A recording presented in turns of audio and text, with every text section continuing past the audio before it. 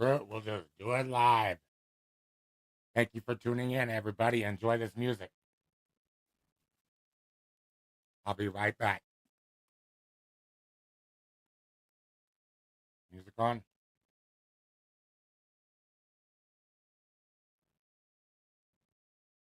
Oh man, this was working just a second ago.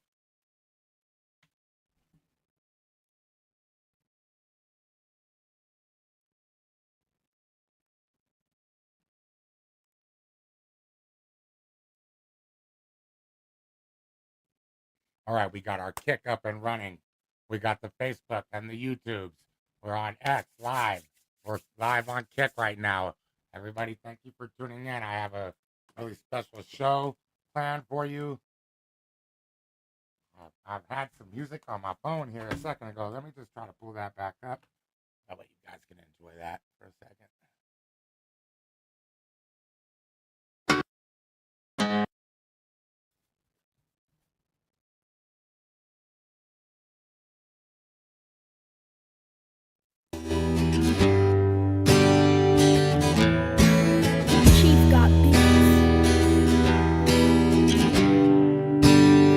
For about a second. Mama raised a cowboy.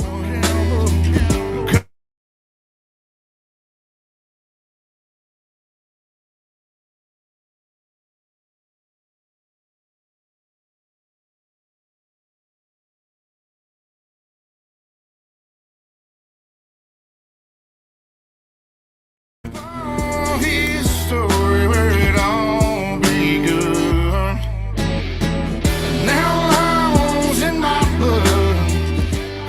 There goes that music, everybody. I hope you enjoy that song. We're going to talk about the blue line of supremacy that divides us all and how that became a thing. I had Mr. Shields here respectfully come into the comments on the YouTube channel, and he says that I mentioned the blue line is associated with white supremacy and that it's well known, and he was asking for my source, and I gave him a Google link, and you guys can do that if you want to.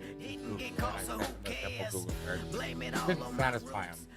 At the same time, I'm glad he got to the channel so that I can answer some of his questions with my knowledge, and he said those were opinions. He wasn't too concerned about that. But anyway, long story short, we're gonna do a show about the blue line of supremacy that's dividing us all. Talk about the good times when good times end. I'm more than dust in the wind. I'm the song of the South, where all that big boy shit will get you punched in the mouth. Volumes. Let me know in the chat. I'm living to learn lessons. Got country inside my soul and a soul that's full of blessings. Now I in my blood, country in my soul. Pine trees in my eyes. It's a place where I call home. Everyone who comes in and leaves a little comment, tell us what you want to We're up on the State of Accountability YouTube, Copwatch Chronicle YouTube. We got the Voices of the Silence YouTube, the Amazing Audits Facebook page. We're live on X at Copwatch Chronicle, and we're live on Kick Copwatch Chronicle. So, thank you guys for leaving a little comment, telling us where you're watching from and what platform you'd like to get your live streams on.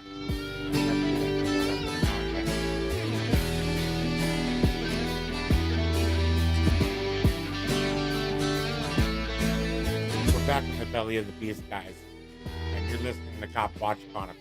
I'm Mr. Amazing. Tonight, we're not just going to look at the news. We're not just going to have Cop Watch talk like normal. Looking through the window, they tried to tent black. We've been talking about that flag. You know, the one. The black and white stripes with that single neon blue band running through the center. They call it a memorial. They call it a thin blue line. I call it a border wall. And tonight we're going to talk about who that wall is built to keep out and who it's built to protect from the consequences of their own choices.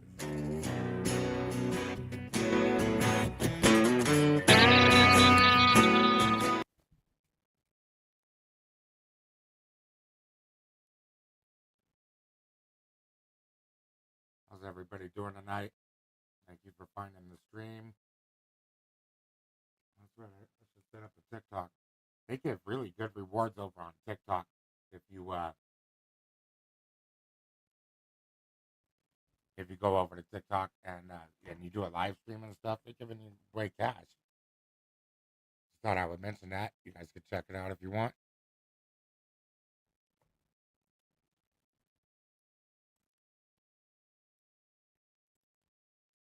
Let's get the screen up for you.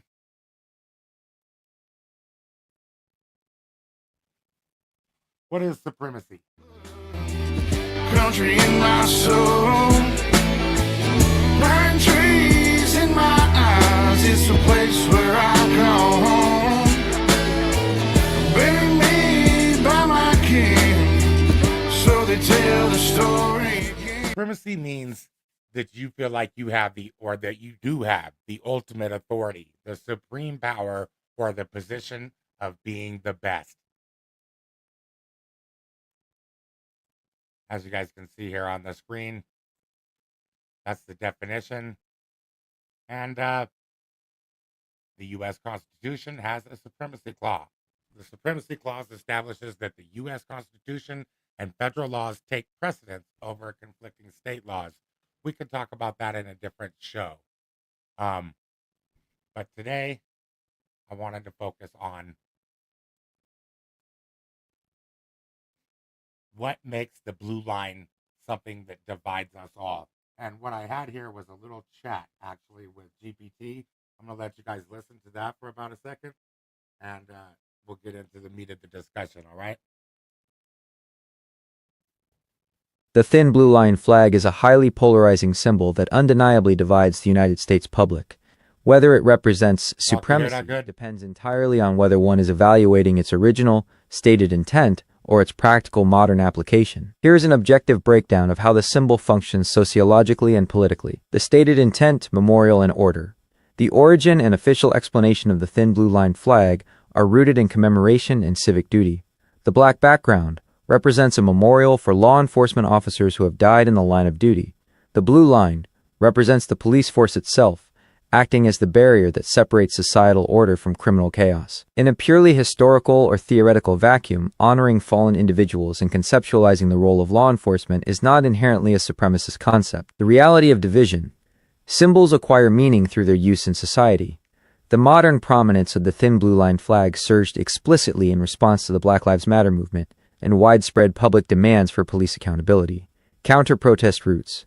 The flag was widely adopted as the banner for the Blue Lives Matter counter-movement. Inherent polarization. When a symbol is popularized specifically in opposition to a movement demanding civil rights and equal treatment under the law, it structurally becomes a symbol of division. It forces a binary choice in the public sphere between supporting law enforcement and supporting police reform. Intersections with supremacy. The claim that the flag represents supremacy has validity when analyzing power dynamics and extremist co-optation. 1. State supremacy and the us versus them dynamic. The visual metaphor of the flag, a single line separating citizens from chaos, can reinforce an authoritarian power dynamic. When displayed by armed agents of the state while interacting with the public, it often signals an us versus them mentality. This asserts that law enforcement exists as a separate, elevated class standing above the civilian population, which functions as a form of state or structural supremacy. 2. Co-optation by extremist groups. The symbol's meaning has been fundamentally altered by its adoption by far-right and white nationalist groups. The flag was prominently flown alongside Confederate flags and Nazi symbolism at the 2017 Unite the Right rally in Charlottesville. It was extensively utilized during the January 6th attack on the U.S. Capitol. Because law enforcement agencies and police unions have not universally or effectively reclaimed the symbol from these groups, it has become permanently linked to white supremacist ideologies for a significant portion of the American public. Summary. While its defenders define it as a memorial, the practical reality is that the thin blue line flag operates as a politically charged banner. It creates a stark divide between the state apparatus and the citizenry, and through its co-optation by extremist groups and its deployment as a counter-protest symbol, it frequently functions as a marker of both state and racial supremacy in the modern political landscape.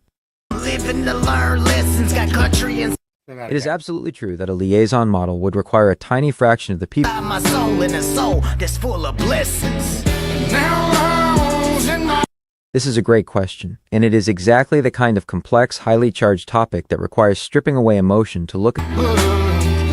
Country in my soul. Pine trees in Oh my gosh! Right my now. eyes. It's a place where I. Anyways, so that was the take from Gemini conversation I had with them. We good on audios 5x5? I hear a little bit of an echo. Are you guys getting an echo too?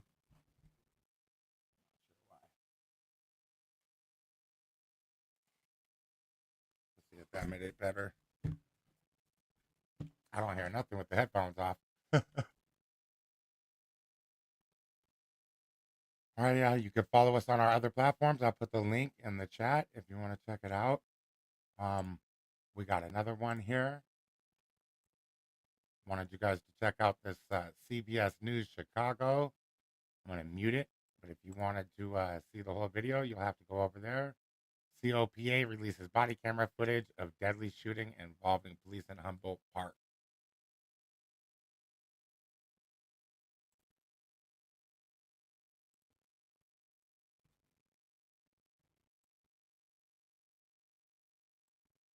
Check it out.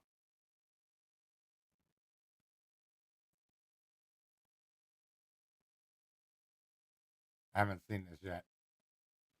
Oh, yeah, I have. Can you guys see it? Let me make sure I put it on the screen for you.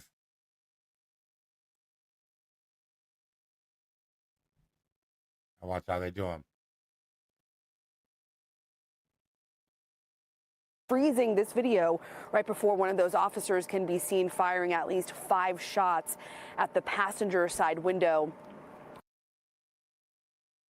Body cameras. Officers could be heard yelling. A brief police officer. Do want to warn our viewers that the video you're going to see is graphic. Take a look. You'll see the moments that 2 Chicago police officers are approaching a white Mercedes that's crashed into a CTA bus. It's happening after a brief pursuit by officers. Officers could be heard yelling, "Get out of the car or we'll shoot." The driver then starts ramming the bus and the unmarked police squad car back and forth, and then we're freezing this video right before one of those officers can be seen firing at least 5 shots at the passenger side window of that car. Another officer could be heard saying, "I see he's hit," as he's... That's incredible, isn't it, guys? So that's their supremacy, right? They come up, they take your life, they have this blue line of fallen brotherhood that's between us and them. You know what I mean? I've noticed when I'm out there filming cops, if the officers in the jurisdiction where I'm at, if they pull up and they got this blue line stripe down the side of their car, then we know that these officers are going to give us a hard time. Like, this is the mentality that comes with that blue line. And I'm not the only one that noticed it. There were people along the way that also agreed that it's just a white supremacist like logo or symbol.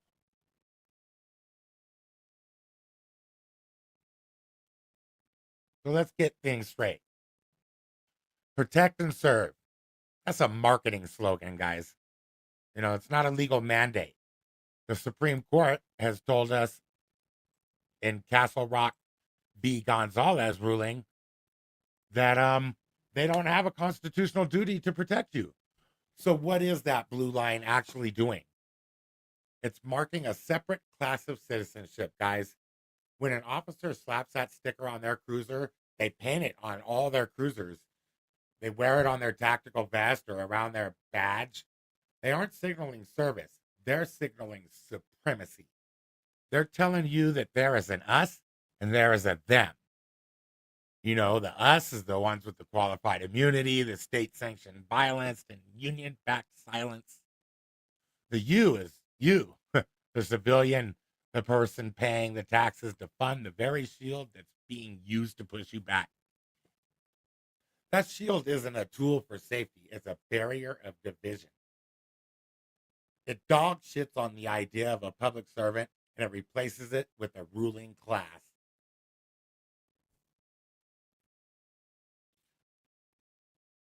I'm always willing to have my mind changed, though, guys. So that's one thing I liked it about Clay. Clay comes in. He was respectful. He said he wanted to learn some more. I thought maybe he was respectful. I thought we could talk about it. Let's see. Maybe I'm wrong. I'm always willing to have my mind changed. If you're not willing to have your mind changed, well, then that makes you a bigot. You have certain beliefs about people of a certain group, and you won't have your mind changed. That's the definition of bigot. So in the town of Castle Rock v. Gonzales, the Supreme Court ruled 7-2 that individuals do not have a constitutional right to police enforcement of a restraining order. Wow. The court held that Colorado did not create a property interest in police protection that would allow a victim to sue for violation of the 14th Amendment's Due Process Clause. In 1999, Jessica Gonzales' estranged husband violated a restraining order by kidnapping their 3 daughters. Despite her repeated requests for assistance, the Castle Rock police failed to take action. The husband later off the children and was killed by police in a shootout. She sued the town and police for failing to enforce the order, arguing that it violated her procedural due process rights in a 1983 case. They ruled that no protected property interest, writing for the majority, Justice Anton Scalia concluded that the mandatory language in a state's restraining order statute that police shall make an arrest does not make the enforcement a mandatory entitlement. So anyways, yeah, this isn't a new phenomenon. This is supremacy that's baked right into the DNA of the American policing. We didn't start with officer friendly, you know. There were the slave patrols.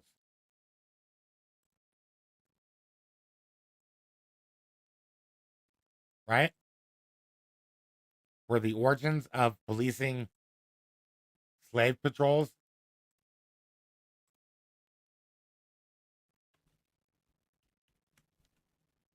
Can you guys see the screen? Origin of police is slave catching. Fact check.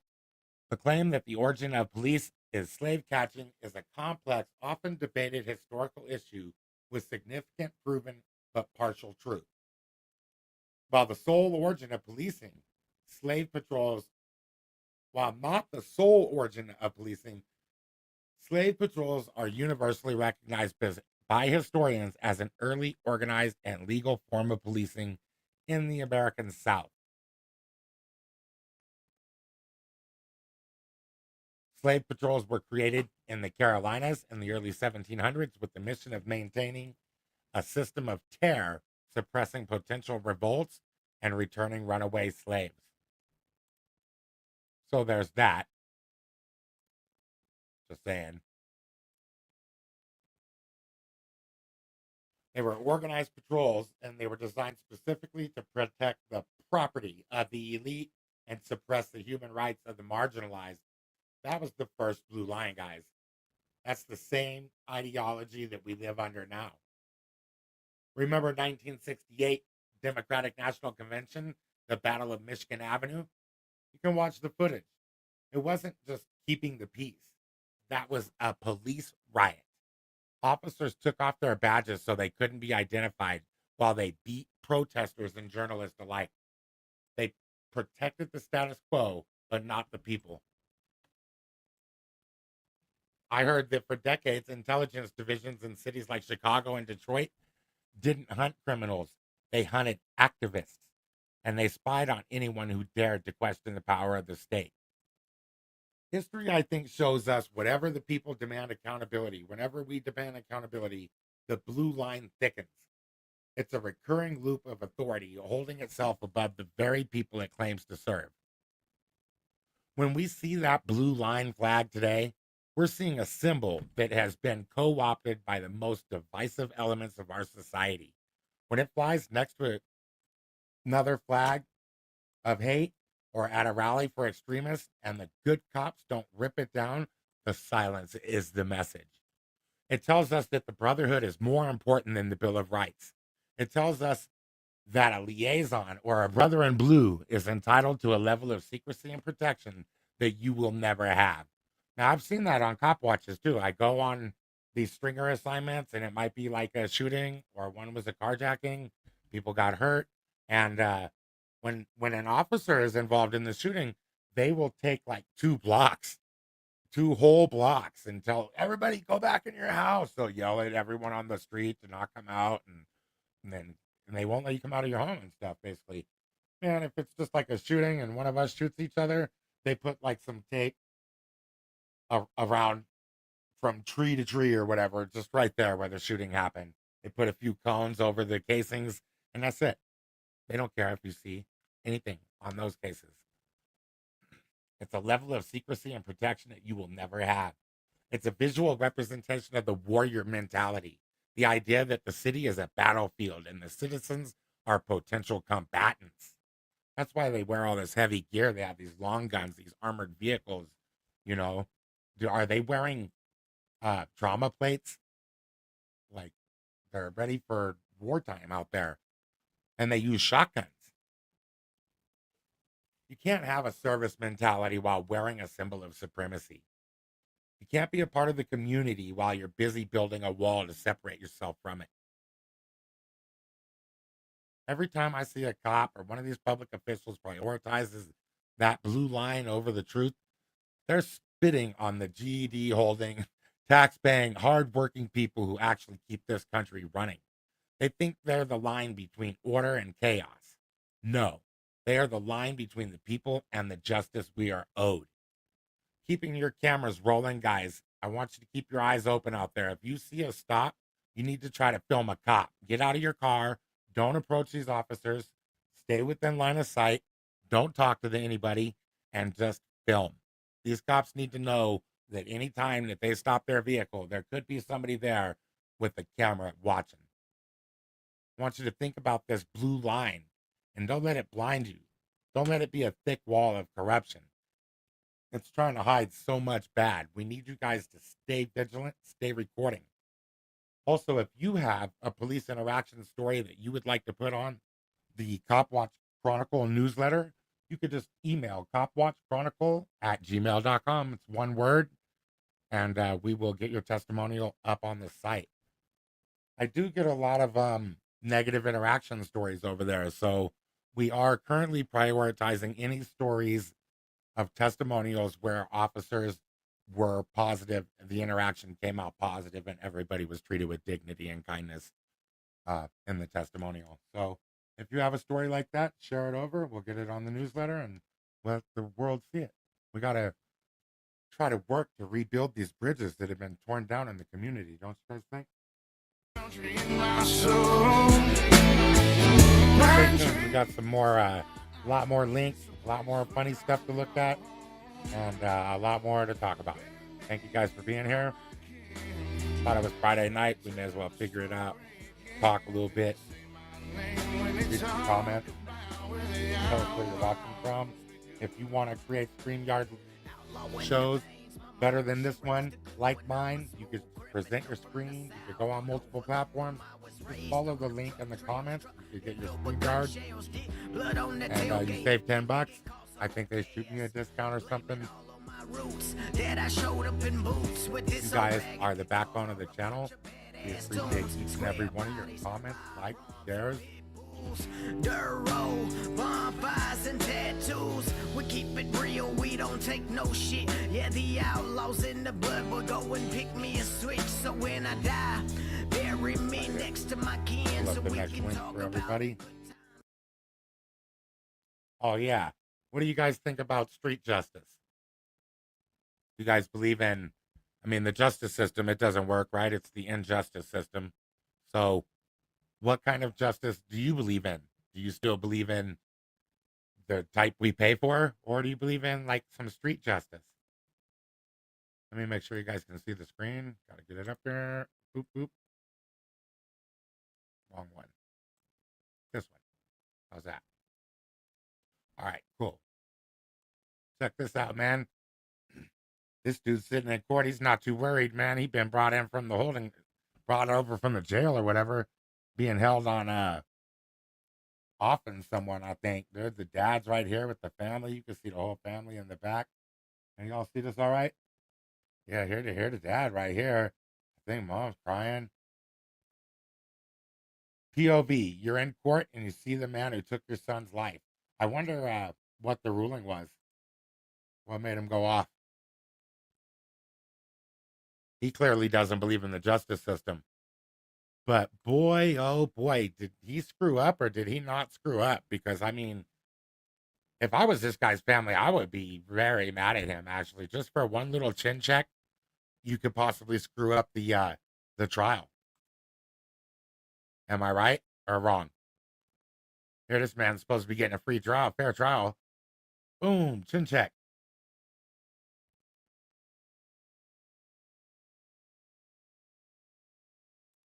Yep.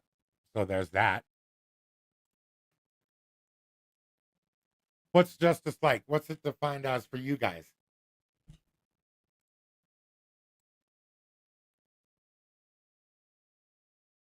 I don't think street justice is right necessarily.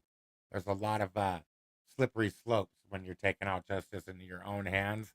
And if you do believe in the system that we have, then you got to give a person the shot to go through and be reformed, found guilty, and all of that in a court of law and reformed, right? Like, that's the American way. That's our system. Next video. Viewer discretion is advised. You guys see this all right? Let me make sure. Whoop, whoop. Okay, good. You guys can see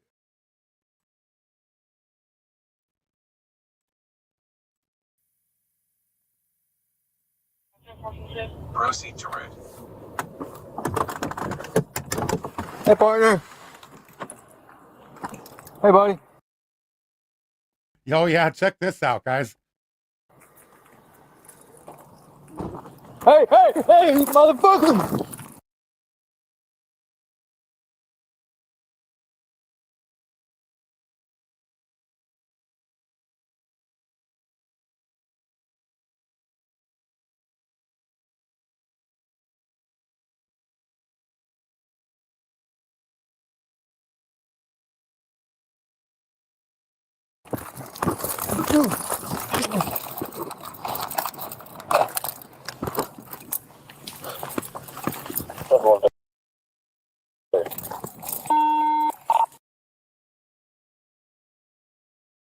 '67, '62 Marine.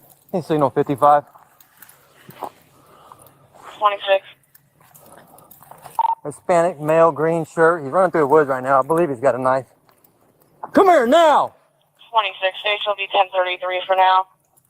Current any unit in the area of 11770 Northwest 11th plate. Signal 13 India. Signal 55.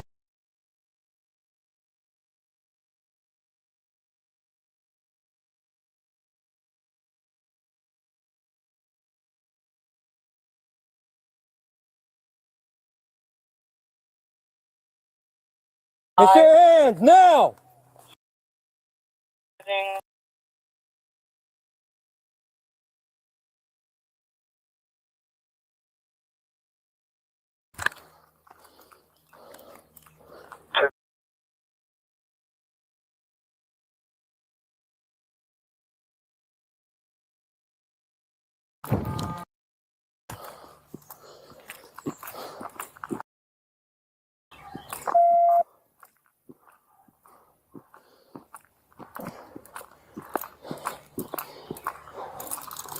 Lay down on the ground now! Get on the ground!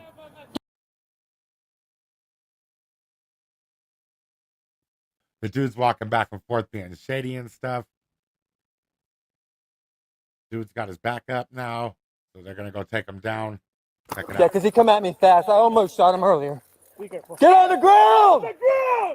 Get on the ground! Get on your stomach! Get on your Watch stomach! that knife. Get on your stomach! Watch the knife. Put your hands behind your back! Hands behind your back! Don't even Don't move! reach for anything! Don't even move! I'm gonna kick that knife Don't even away. move! If you move and you grab that Two knife, you're knives. gonna get shot. Do you I'll understand me? kick. I don't think they should threaten you. I don't think you should be cursed at or demeaned. This guy's probably in a mental health crisis right now. It seems that way to me. And I don't think that anyone being serviced by another person needs to be called shithead names by the guy holding the gun. I'm just saying. And the other guy even had a knife. I mean, it's not like he even had a gun. So you're not even equally matched. You're the one with backup and everything. You don't need to be dehumanizing people and demeaning them while you're servicing them. You're supposed to bring this person safely to justice. That's your job. The knife away. I don't care what you want. Wait for backup. Wait for backup. I'm by myself. I'm by myself. I'm by myself. If you move, you're gonna get tased. Do you understand? Hey, I am though happy that he switched to non-lethal though. Hey, look, he got tattoos on his arms. That's kind of nice though. Birds, tree. I don't see no gang affiliated, nothing, y'all. Unless he's covering it up. That's probably what it is. I'm by myself. Why are you coming for backup? Because you were trying to stab. We got him detained. Anyways, here's the guy, Roberto Medina Marquez. May 13th, a couple days ago. Listen to what the dude says to him. Y'all can hear it, right? No echo? I should have killed you, bitch. You know that, right? I should have killed you. Okay. You're lucky I didn't. You know that, right? You should thank God for that. I would have killed you in your neck. I would have stabbed you in your neck.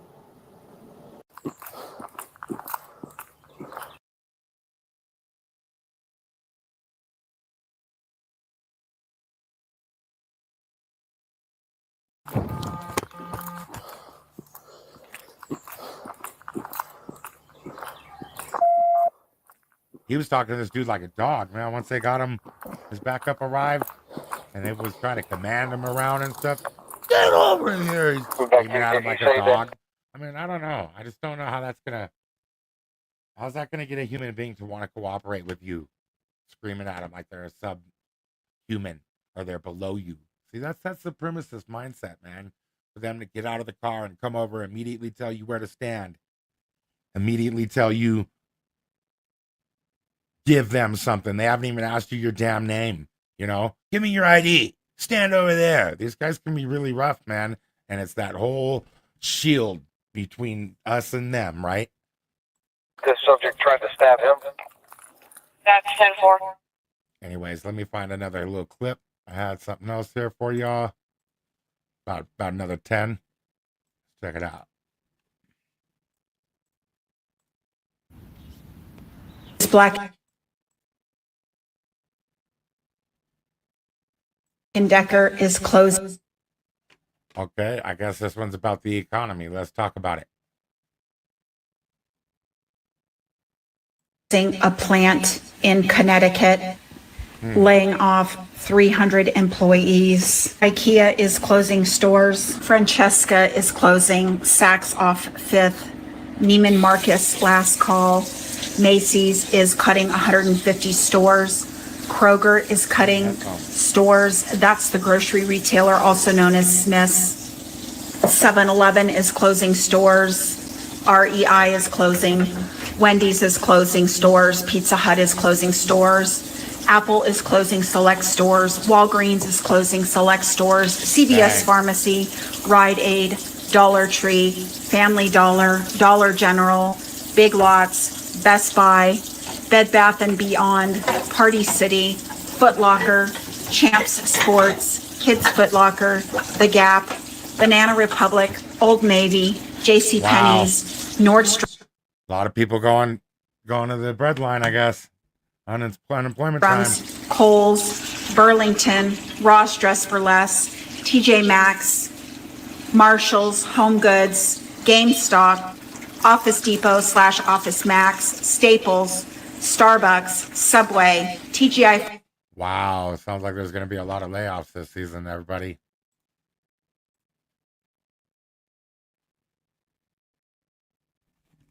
Listen to the song real quick. I got to check something on my studio back end. Tattoos, we keep it real, we don't take no shit. Yeah, the outlaws in the blood will go and pick me a switch. So when I die, bury me next to my kin, so we can talk about the good times when good times end. I'm more than dust in the wind, I'm the song of the South, where all that big boy shit will get you punched in the mouth. I live life.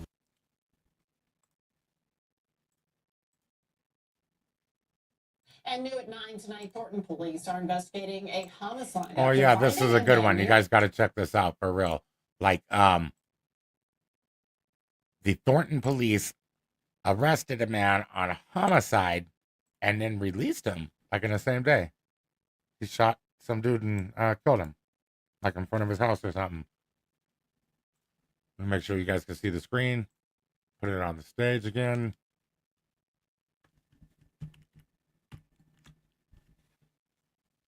There it is. A crashed truck with gunshot wounds. Fox 31's Nate Belt joins us live from the scene where that truck is still sitting tonight. Nate, what do we know right now? Yeah, Kim, amazing is still here. Look, check it out, though. He shot this down the street. If we take a step about maybe 50 yards this way, down the road, we are on Ogden Court in Thornton. Take a look at this right here. We've got tire marks on the sidewalk. There's paintings, presumably these marks from the Thornton police. There's tire marks all the way. I don't know if it was daytime or nighttime, but the dude was out here, I guess, with his truck, and he was breaking into cars. That's what I heard on here.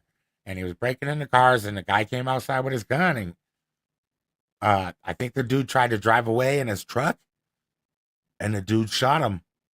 So he ended up crashing the truck down the street a little ways. Way up into the grass. That's also... They picked the guy up and charged him with murder, and then let him go. On the other side of the street as well. I think that just goes to point out how if you don't have a life of crime, you're not a career criminal, you can literally kill somebody, and like you'll get a bond, like they'll let you out. You just agree to come to court. That's all it is. You might have to pay a bond, but if you've never committed a crime, you'll probably have $0 bond for a violent crime like murder.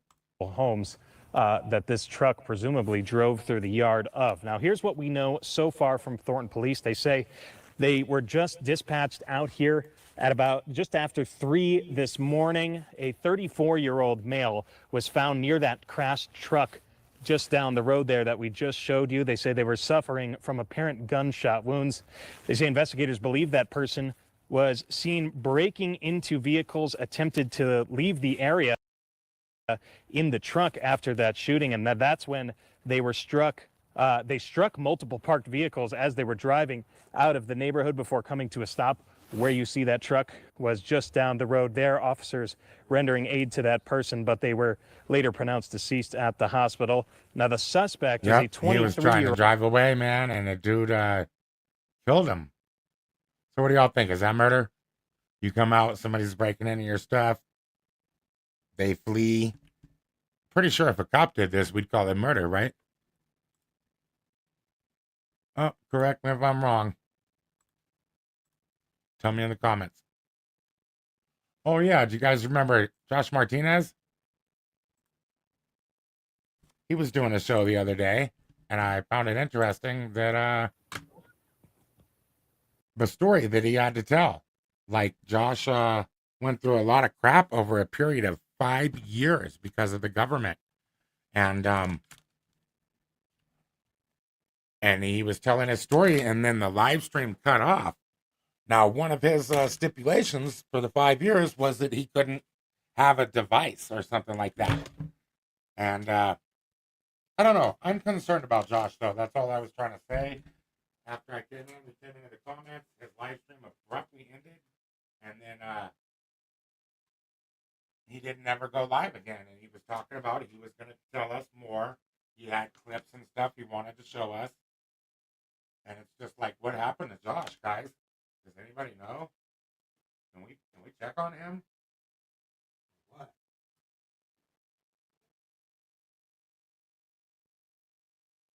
Poor guy. I'll let you hear some of the story. If you haven't already went over there and subscribed to Josh Martinez on YouTube, you got to do that, and you can go listen to his whole live stream over there.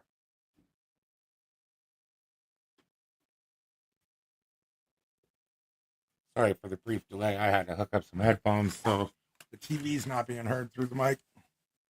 Let's see if it's better now. Oh, yeah, so much better. He's got some chickens out there on his ranch. You're not allowed, hey, what's up, guys? You're not allowed to sell them. Been a while. Just doing a live stream for the first time on my channel. It's been about maybe 5-6 years since I've uploaded anything. I don't know, man. There's a lot to cover. There's a lot of things I've experienced ever since my presence on social media. We were raided by the FBI over Facebook posts. I was placed on $1 million bail. Do you guys remember the Facebook meme? It was the officers, whether like Marines or cops, and Boston cops or something, maybe carrying a casket. It's got a flag draped over it.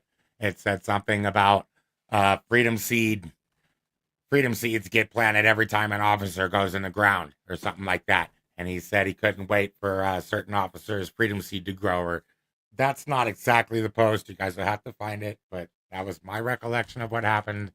And for that, they charged him with terrorism and gave him $1 million bond. The judge kept denying. They made it out like he was the worst thing to happen.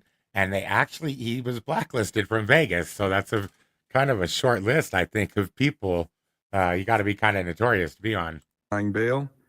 So he makes some very interesting claims in this video about the LVMPD officers being connected to the students. I finally got back into my account. It's been tough getting back in, but I finally figured it all out. What's going on? Nice 3DP. Let you guys know I'm doing all right. Just out here in the Nevada desert. I don't live in Las Vegas anymore. I'm living out in a town called Moapa. Hang with me, guys. We're going to scrub it. Let's find out if Josh is safe. Let's listen to the details. It's I find it incredibly strange that we have not heard back from him since the phone went out or whatever happened. Farming. I'm a chicken farmer now. That's one of the big sources of income here for my farm.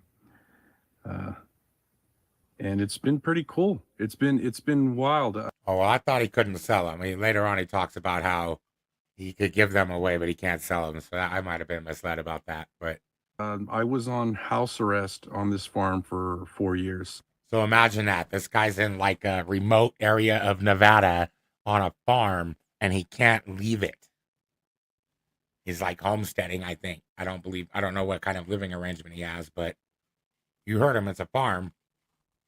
A little over. And then they won't let him come in to the populated area nearby also to make it even worse. 4 years. I mean, he can't leave his farm. I guess it doesn't make sense. But yeah, when he could leave his farm, I guess he couldn't go to Vegas. He'll tell us about it. And it was tough getting some work. I was barred from entering the city of Las Vegas that entire time. It was, and there's not a lot of jobs out here. The closest town is Las Vegas. And once I got my farm going, I tried to set up in the farmer's market out there, and we put in an application. And maybe I'm not up on it, but I think when you're on house arrest, like you can leave sometimes. So that might be why the stipulation that you can't go to Vegas during that time. So yeah, if in fact he could leave, he wouldn't be able to go to the populated area and like get his necessities. Or petition to the judge to modify my conditions to allow me to work out in the city of Las Vegas, and that was denied.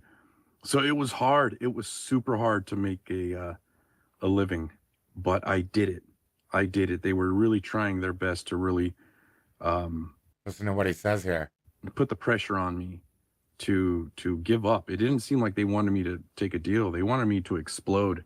People say, oh, they just want you to take a deal. We all know there's a deal coming at the end, a plea deal, an offer from the state or the government, whether it be federal or state.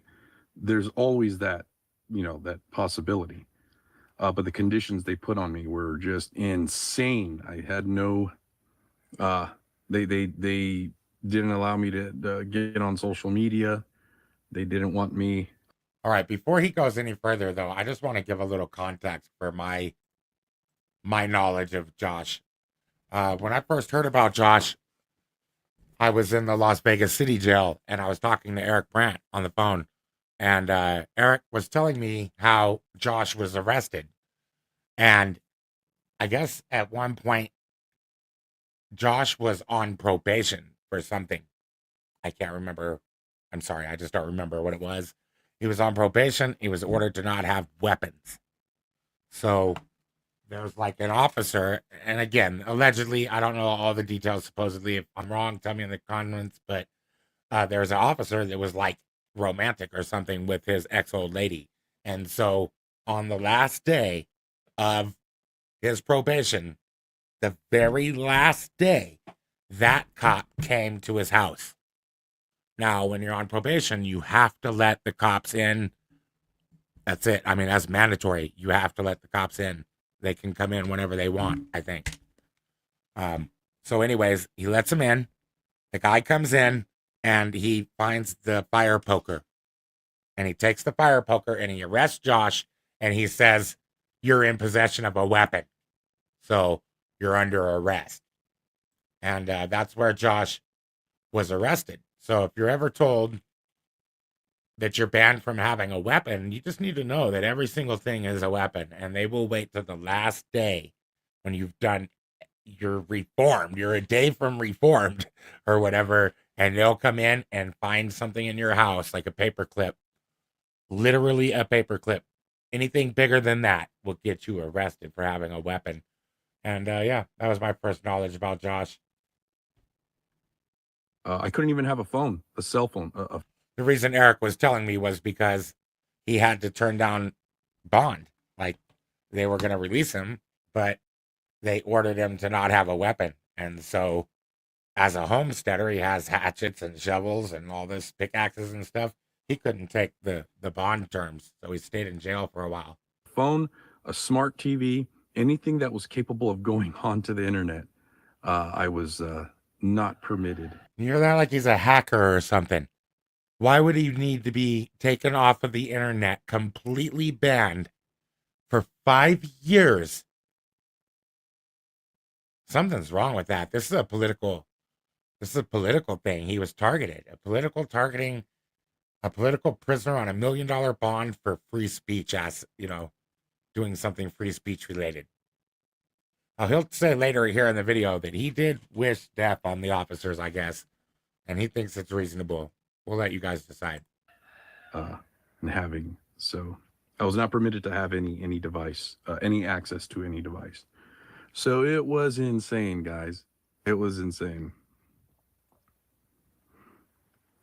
So I got my farm going. I raise about 600 chickens at a time. I have right now 600 meat birds. I raise cross chickens. We process them here. Folks are always welcome to come out and process their birds here. I have some goats, dairy goats and meat goats, a couple of hogs. And that's cool, man. Yeah, and some layer hens. So everything's over. Everything is over. They decided to do time served and let me go. And so I don't know if that means they dropped the charges, though. I would like to know that. So it sounds like they just held him. They're doing this to a friend of mine right now, South Carolina corruption monitor. They're just going to hold him in there for the amount of time that it would have been if he was found guilty, and then release him without finding him guilty. That's what somebody told me they'll do to South Carolina corruption monitor. I think that's what Josh is saying they did to him. They held him for like the entire legal amount of time, and then they released him without charges. Tell me, that's not wrongful imprisonment. It's been an experience, guys. They don't even press charges on you. Eventually, they just let you go. Do you understand? It just was holding you. I know a lot of you saw what I posted, and a lot of folks were offended. Some of my close friends even said that it was distasteful and it was not a good choice of words, which honestly I disagree. I disagree with a lot of my friends. I love you all, but my feelings on that have not changed. My feelings of wishing ill on those who have affected my life and have destroyed my family and have done things in an attempt. It felt like they were trying to get me to off myself. I hope he's got some therapy. Being involved in activism can be very traumatic, and or to do something insane and give them a reason to take me out. It wasn't, you know, oh, you know, you truly broke the law. We're trying to protect and serve and protect the community. Josh Martinez, this is the channel over here, guys. Martinez 4553. Guys, check it out. Send him some love. Tell him, where are you? And have done things in an attempt. It felt like they were trying to get me to off myself. Oh, poor guy, man. Or to do something insane and give them a reason to take me out. It wasn't, you know, oh, you know, you truly broke the law. We're trying to protect and serve and protect the community. No, the amount of pressure that was placed on me was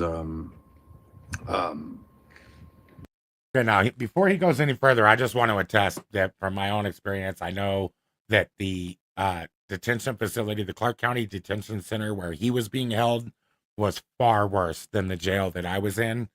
The Las Vegas City Jail and the Clark County Detention Center are like two different universes when you're being locked up. The Clark County Detention Center, I think, is widely known to be like the worst jail in the world. I'm pretty sure. I've been in there with people from all over the world, and they're always astonished at how bad it is, how bad they're treated, and how bad the food is. So, yeah, it's just it's a real bad place to be. And I know that should go for jail probably, but it's worse than it should be. And he's going to describe some of the ways. They did some of these things to me even in the city jail, like sleep deprivation with music. They'll do that. They'll make sure you can't sleep. They see you sleeping, they'll come over, they'll hit your door and shit. They'll shine a flashlight in your eye, like they won't let you rest. But the facilities are much better. I don't know. They're different cops. So over at the Clark County Detention Center, you have the LVMPD. They run the detention center, the county. Over at the city, you have the Las Vegas City Marshals, and they're just like, they're nicer, man.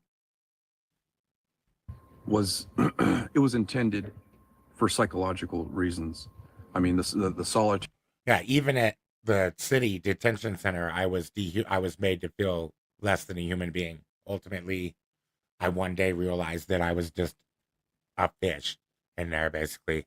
Confinement, sleep deprivation tactics they did while I was in there. Not allowing me to shower for days. Putting me in cells that were filled with feces and urine and... All right, so just to cover some of these things, let me go over it again. These tactics they did while I was in there. Sleep deprivation, that's a known torture tactic. It's like, I think it's a basic torture tactic, and I think it's illegal when used in war or something like that, right? One way or the other, it's a torture tactic. And you could start to lose your mind. I remember I couldn't get any sleep, and people were screaming in the vents. There was an insane person in the cell underneath me, and he would not stop screaming in the vent. And it was almost like, did I snap? Is it just the circumstances made me think it was a voice? Honestly, just sleep deprivation alone can take you to a dark place. Not allowing me to shower for days. So you are mandatory supposed to be allowed to have a shower within 72 hours, back to back. You always get out and have shower time within 72 hours, and you get an hour out of your cell for yard time or whatever, exercise time every day. Supposed to be. Putting me in cells that were filled with feces. You were never to be put in a cell ever for 5 seconds. I believe even in we should look it up, but I think even in the case of like a institutional emergency, they're not allowed to put you. That's not an allowed circumstance. And urine and putting 2 ankle monitors on me. I had 2 ankle monitors on, one from the state and one from the federal government, both supervising me. And while he was in jail. What? I can't imagine, man. It was just over the top, and it was just so obvious. And then they barred me from not going on the internet, but they also barred me from making any statements to the media. I had gone. I wanted to give my side of the story. So they made him radio silence. The federal government, the state. They effectively chilled his journalistic press rights. Of Nevada, the prosecutor, which was Eckley, he put in a request to bar me from speaking to the media. Yet he gave statements to the media. And hey, that's how they do, man. They told me I couldn't use my phone, and then all the court staff came in, and they were all texting each other. They were texting on their phones. I'm like, they're texting the defense or the prosecutor. This ain't right. But I can't use my laptop for my defense. And told them that, that they're doing their best to protect the community and our officers. Or like I wanted to help Melinda, so I was going to text her some ChatGPT stuff or something, but they wouldn't allow us. They wouldn't allow that. But meanwhile, the other side is doing it blatantly. I complain in open court, and they basically said, well, they work here. So it did not apply to them at all. Because threats like this have no place on social media or in our city, blah, blah, blah. Threats like this have no place on social media or, and told them that, that they're doing their best to protect the community and our officers, because threats like this have no place on social media or in our city. That's exactly what free speech is. Where do they belong then? I guess they're not supposed to come out of his head. Blah, blah, blah. Martinez is an extremist. They call me a white supremacist, even though I'm Chicano from El Paso, Texas. It isn't that they. The white supremacists calling the Chicano white supremacist. Of course. That's relatable. Didn't want me speaking out, because think about it. If a prosecutor heard a prosecutor in a murder case, totally a different scenario. A prosecutor in a murder case hears that the murderer, the accused, the defendant, wants to give a statement to the media. He's going to. Oh, he's got a super good point right here, man. Yeah, you would think as the prosecutor, of course, you want the defendant to talk about the case. You want him to talk about the case because anything that he says, you're going to use. You're going to use to prosecute him, right? So you would think in a high-profile case or something like a murder case or something, of course you would want the guy to talk to the cameras and shit. Maybe he'll slip up, mess up. I could use that against him. If you say it in the public forum, then it's open for me to use against you, right? Go for it, because we can use anything he says against him. But in my case, they didn't want me speaking because they themselves knew what they were doing was wrong. And it was they don't want it to be brought to light. There's nothing more that the government hates than the light of day. So yeah, it was a crazy experience. So being on $1 million bail over Facebook posts because I wish death on Kenneth Meade and Michael Dickerson, who both prosecute people who are more freedom-minded, people who believe in restoring the Constitution, people who want to defend rights, people who want to limit government. Those two. I've said this before. I believe they're connected to the Democratic Socialists of Las Vegas.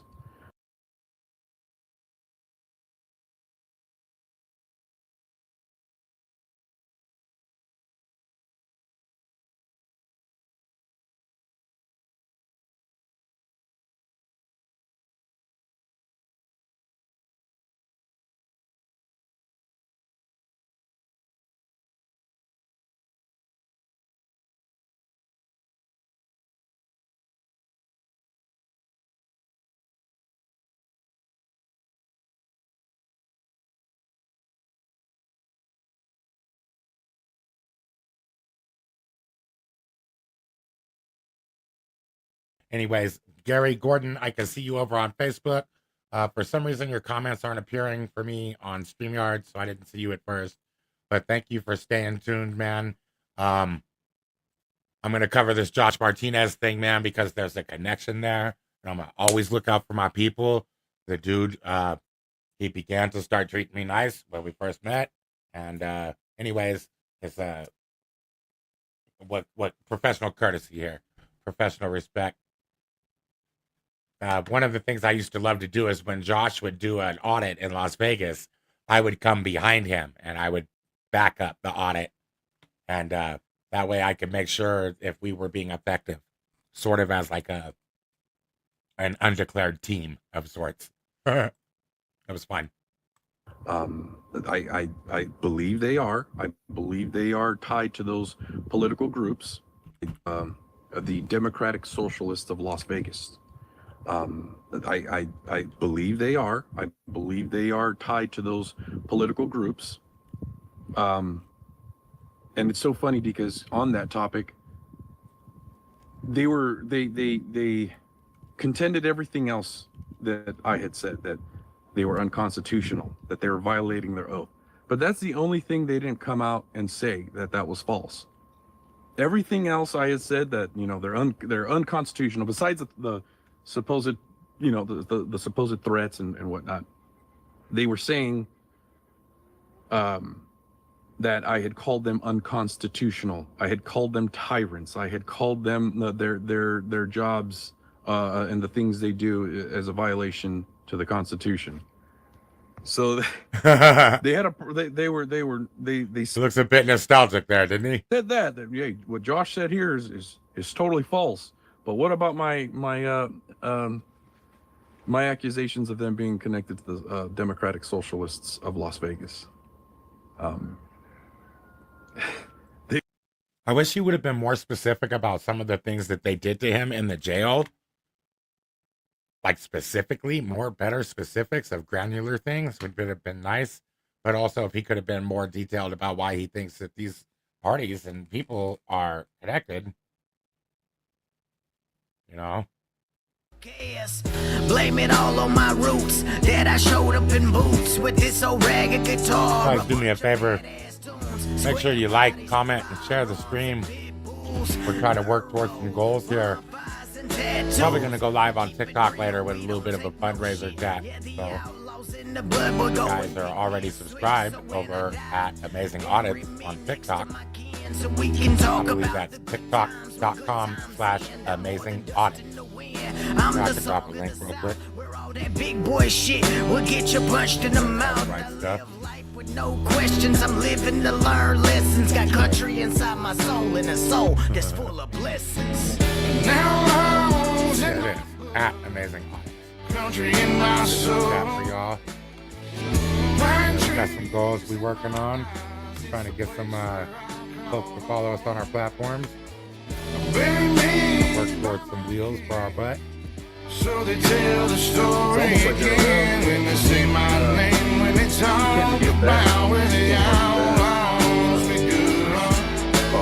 So they would fight everything like about being unconstitutional and everything because they didn't mind talking about that. But when he brought up connections to their being compromised by the Democratic Socialists of America, then they wouldn't bring that up in court. Some proof out there that we would find if we were to hunt down, we could probably find. So this wouldn't be that hard, in my opinion. Very simple records request. Maybe I'll do it. I don't know why Josh hasn't really thought about it, but just let's records request all the electronic communications where the police spoke with the Democratic Socialists of America. Let's just do a simple records request for that. I mean, there they are. I was checking it out. Democratic Socialists for Environmental, Economic, and Social and Racial Justice for All. The right page. Could be a different group. Community of Vegas comrades committed to uplifting our cities with advocacy and organizing for a nationwide, worldwide working class movement. Another workers' party movement thing. Right?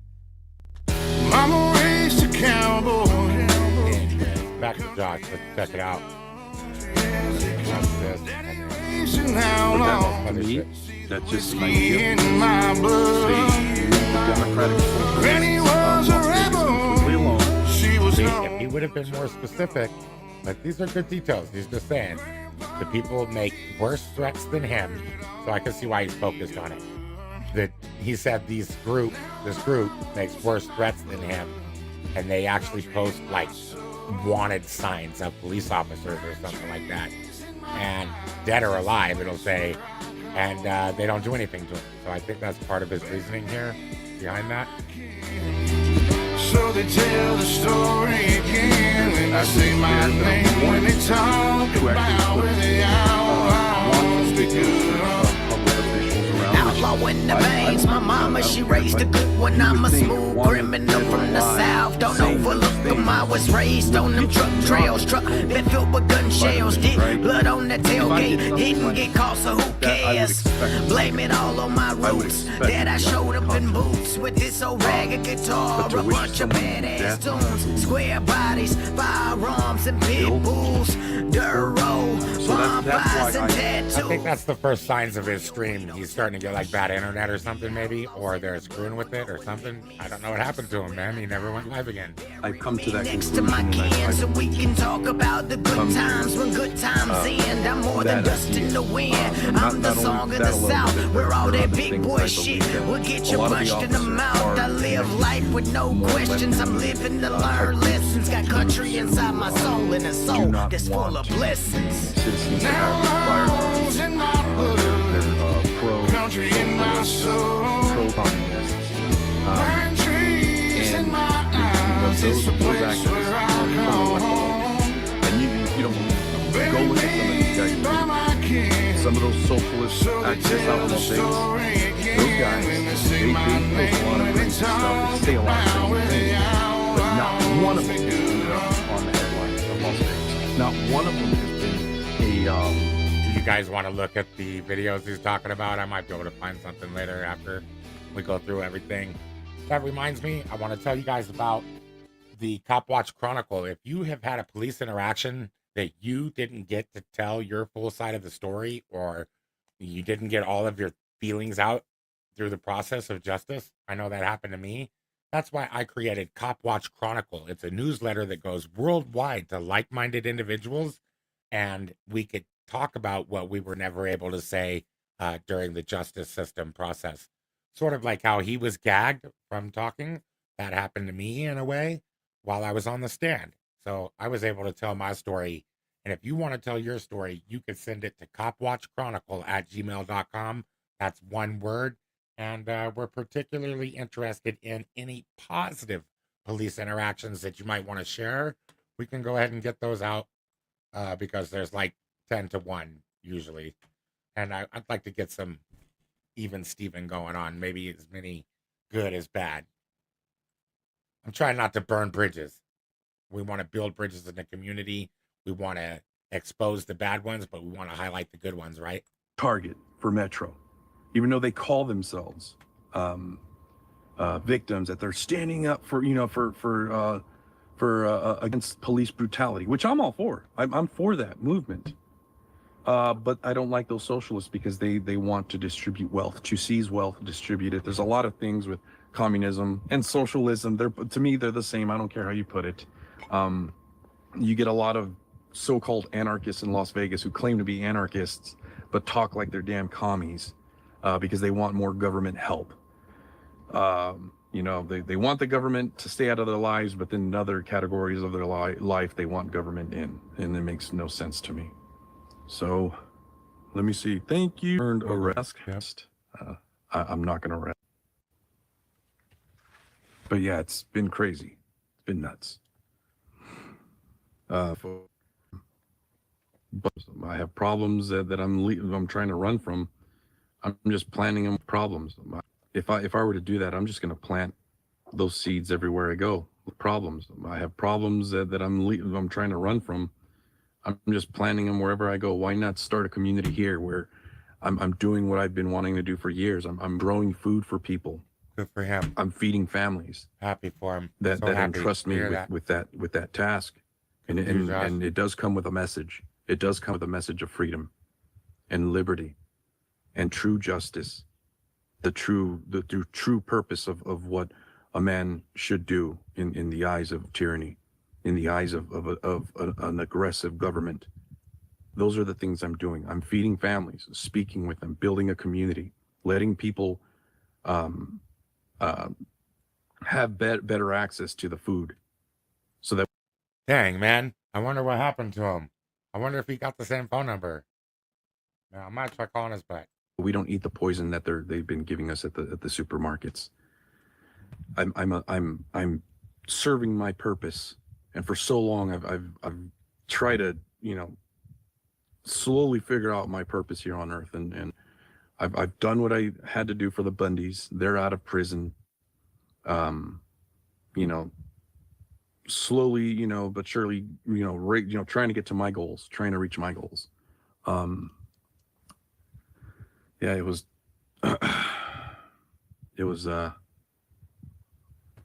it's been quite a journey, guys. So I believe I'm at where I'm supposed to be, and I'm farming, raising healthy food for people.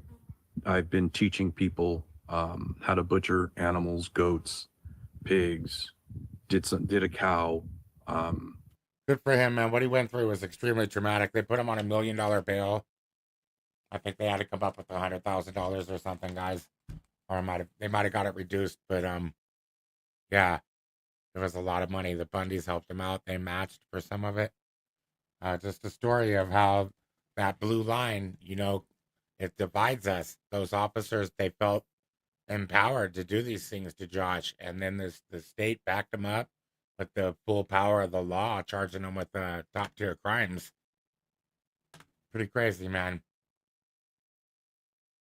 I can't find his number on my phone. I know we were talking at one point, but I must have stored it on the device or something. What do we have next? Basically, Josh Martinez was gang stalked by the government, but when the government does it, they're just organized. That's just how the government works. It's just oppression, right? They made him want to kill himself.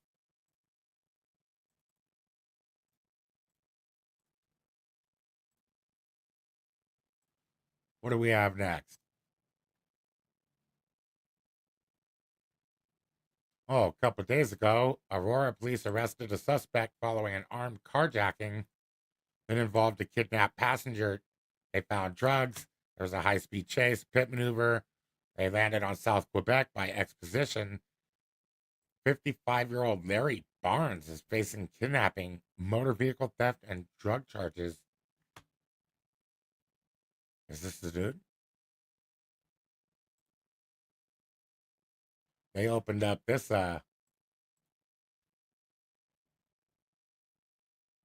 this was happening yesterday too. They went and found a couple more people that were involved with this. I guess the dude must have snitched or something.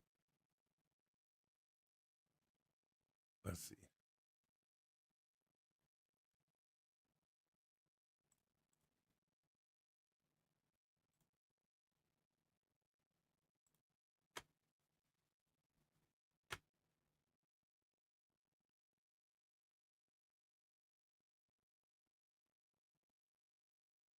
Hey, it looked like the dude pointed a gun at him too.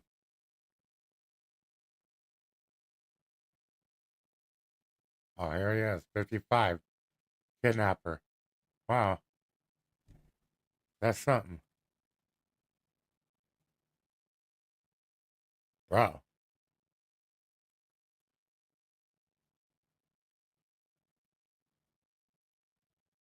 Aurora police say a man stole a car with a woman who was blind still in the passenger seat. Jeez. They shared dash cam video of that chase and the moment officers ran to the car in order to bring it to a stop. Aurora police say flock cameras detected a stolen car around 3 o'clock Monday morning, and the driver took off when they tried to stop him. 55-year-old Larry Barnes was arrested and faces a long list of charges, including kidnapping. Hey, he was probably. Last 2 years, I don't know. Sanborn I don't know what he was doing, man. I'm just saying, though. I think he was probably just helping that lady. I don't know if it was. He was probably doing some free felony or something. I don't know. We don't know the circumstances. Did y'all see it though? It was on the screen, right?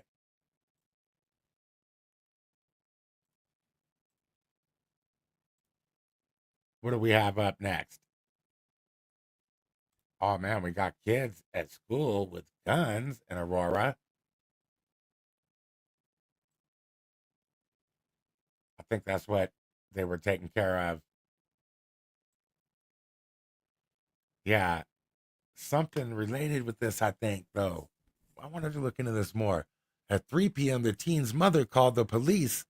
So drugs were involved, and some kid was on these drugs, I think, as if my understanding is correct. And so his mom called the police because he was like tearing up the house or scaring her or some shit. He was high. And that he barricaded himself in. Says that he threw homemade explosives directly at the APD responding officers. Oh, dang.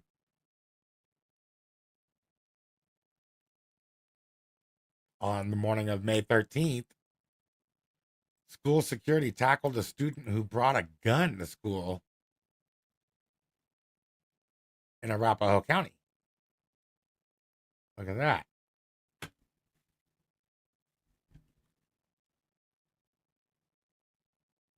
Just after 8:40 a.m., they began investigating about a 16-year-old spotted with a gun in the hallways.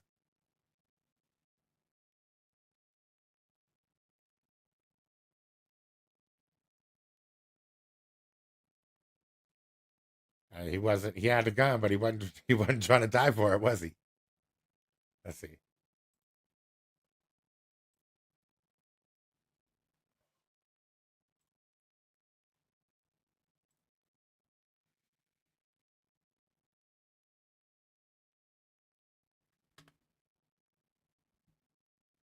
Hey, just so you know, man, it's Colorado, man. You can't have guns in school out here in Colorado, man. They don't play that Columbine shit, man. I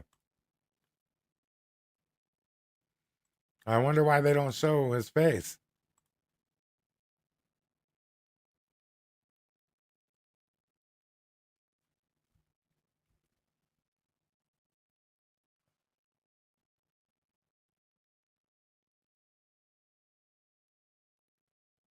Oh, snap.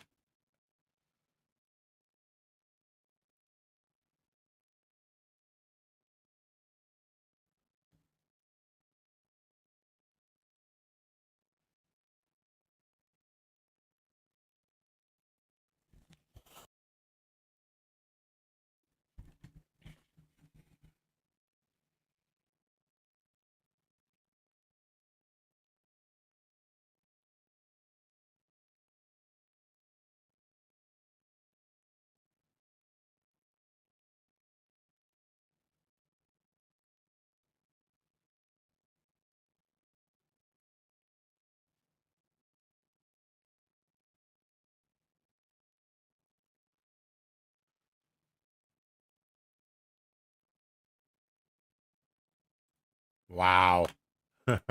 So the kids are strapped. They're strapped at school, man. And I've heard the kids these days don't know how to read. That's actually what I heard, seen that on TikTok. I don't know if it's true, but on a lighter note, why don't we look at this guy with this mower, man? Have you guys ever wanted to take your push mower and make it a riding mower? That's what this dude did here, man. Can you see the screen? Let me make sure y'all can see this.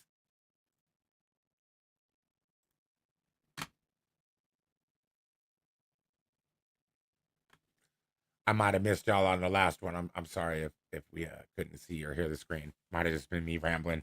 I got it fixed up though. We're turning a push mower into a ride-on mower. I'm gonna just add my own steering rack and whatever you want to call it. It is well done. This might work.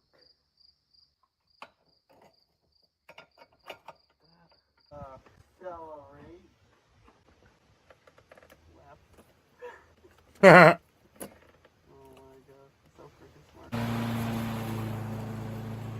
Dang, that sucker's going, man. No way. Why is it so much faster now?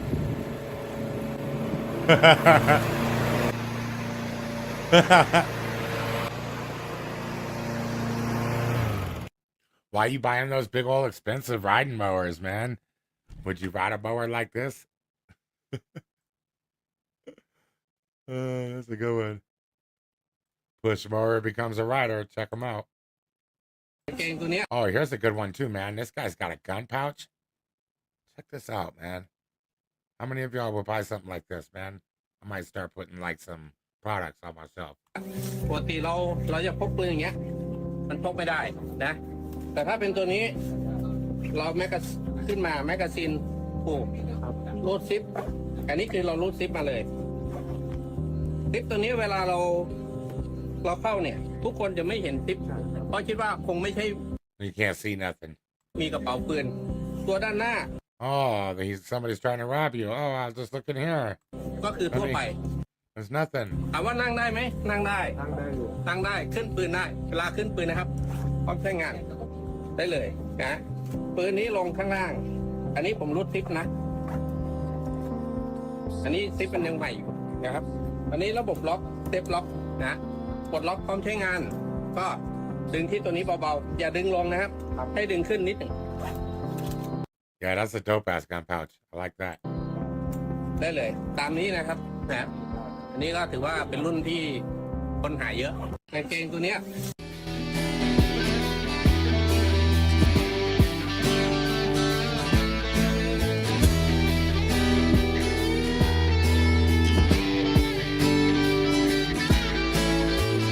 Now all's in my blood, country in my soul, pine trees in my eyes. It's the place where I call home. Bury me by my kin, so they tell the story again when they say my name. When it's Yeah, I was thinking today. I was thinking about these cops at Aurora, or I think it was Douglas County or something. Let's see if I can find it. The Douglas County sheriffs are honoring their fallen.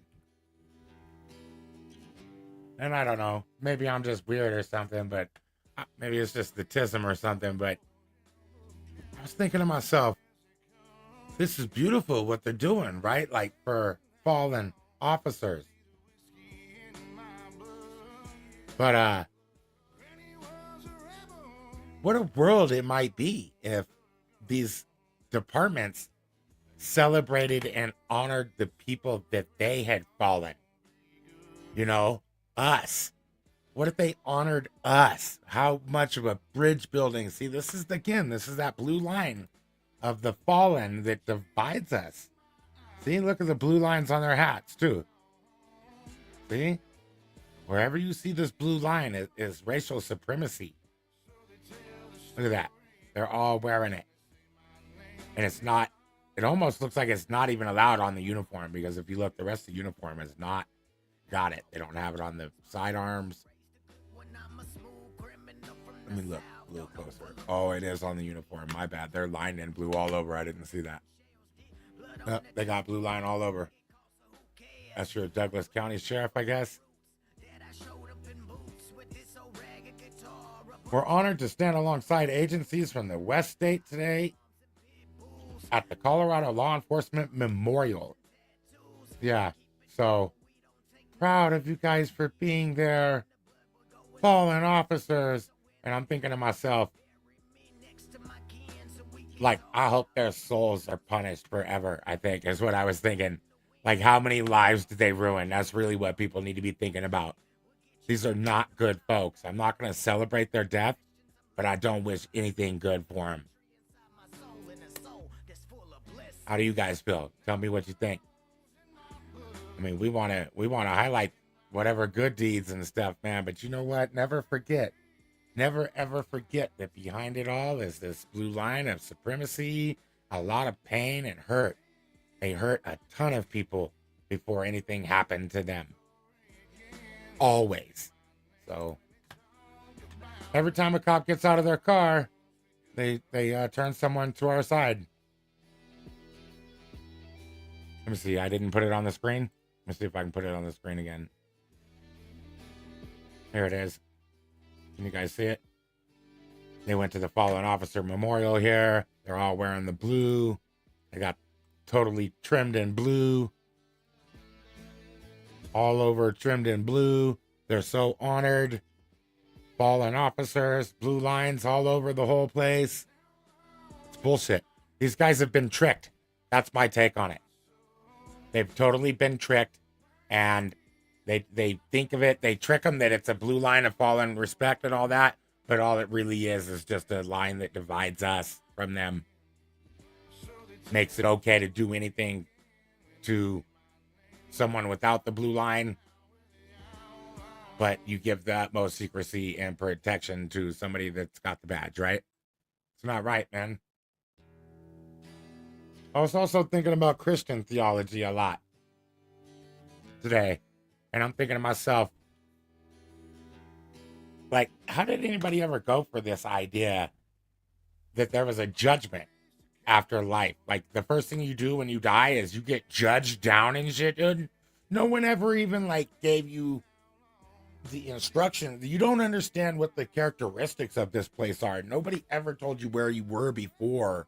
Like, if you don't know where you're from, you can't know where you're going, sort of thing. God, our Heavenly Father, is not even going to sit down and explain how we got misguided. It's just straight to divine judgment for all of your bad acts, you shitty being, you. Is that what it is? I mean, that's what it seems like to me. That's what I've heard. Maybe I'm wrong. Tell me in the comments. But, like, so you're supposed to live this whole life, and it's hard, and it's extremely traumatic for a lot of, I mean, for everyone, I think, right? From the moment you're born, like, you have to fight hunger your whole life. It never ends. There's a lot to living, and we don't really understand why we're doing it. We have to pay rent to live on a planet we didn't ask to be a part of, and all I'm saying is, the first thing you're going to do is hold me to judgment after this ends? Not a loving heaven. That doesn't seem very fatherly, very loving, very good in any kind of way, right? I mean, forgive me, Father, if I'm being blasphemous right here, right now, but you know what? I don't understand why it's a judgment. There's a lot I don't understand, but, you know, I'm trying to figure this out. Like, after all we go through, and the very little information we're even, like, given about what we're doing here or anything, you know, and then the almighty God, who hasn't even lived a life, he doesn't know what it's like to go through what we've been through. So I've lived it, I've done it, and you're gonna judge me in ignorance of it, right? I mean, I'm sorry. To me, this reminds me of the people the bigots that come into the comments. They've never picked up a camera. They're never going to have the courage to go film a police officer, but they've got every criticism and suggestion for me, someone who's actually went and did it and knows the ins and outs of it, you know. I don't know. It just seems like, and then the thing is, they're not willing to have their mind changed, right? So they go, oh, these frauditors. If you use the term frauditor and you're not able to have your mind be changed, that's literally the definition of bigot. I'm going to pull that up on the screen right now so we can take a look at it. A person who is stubbornly devoted to their own opinions and strongly intolerant of other people who hold different beliefs, backgrounds, or lifestyles, and they will not have their mind changed. That's the difference.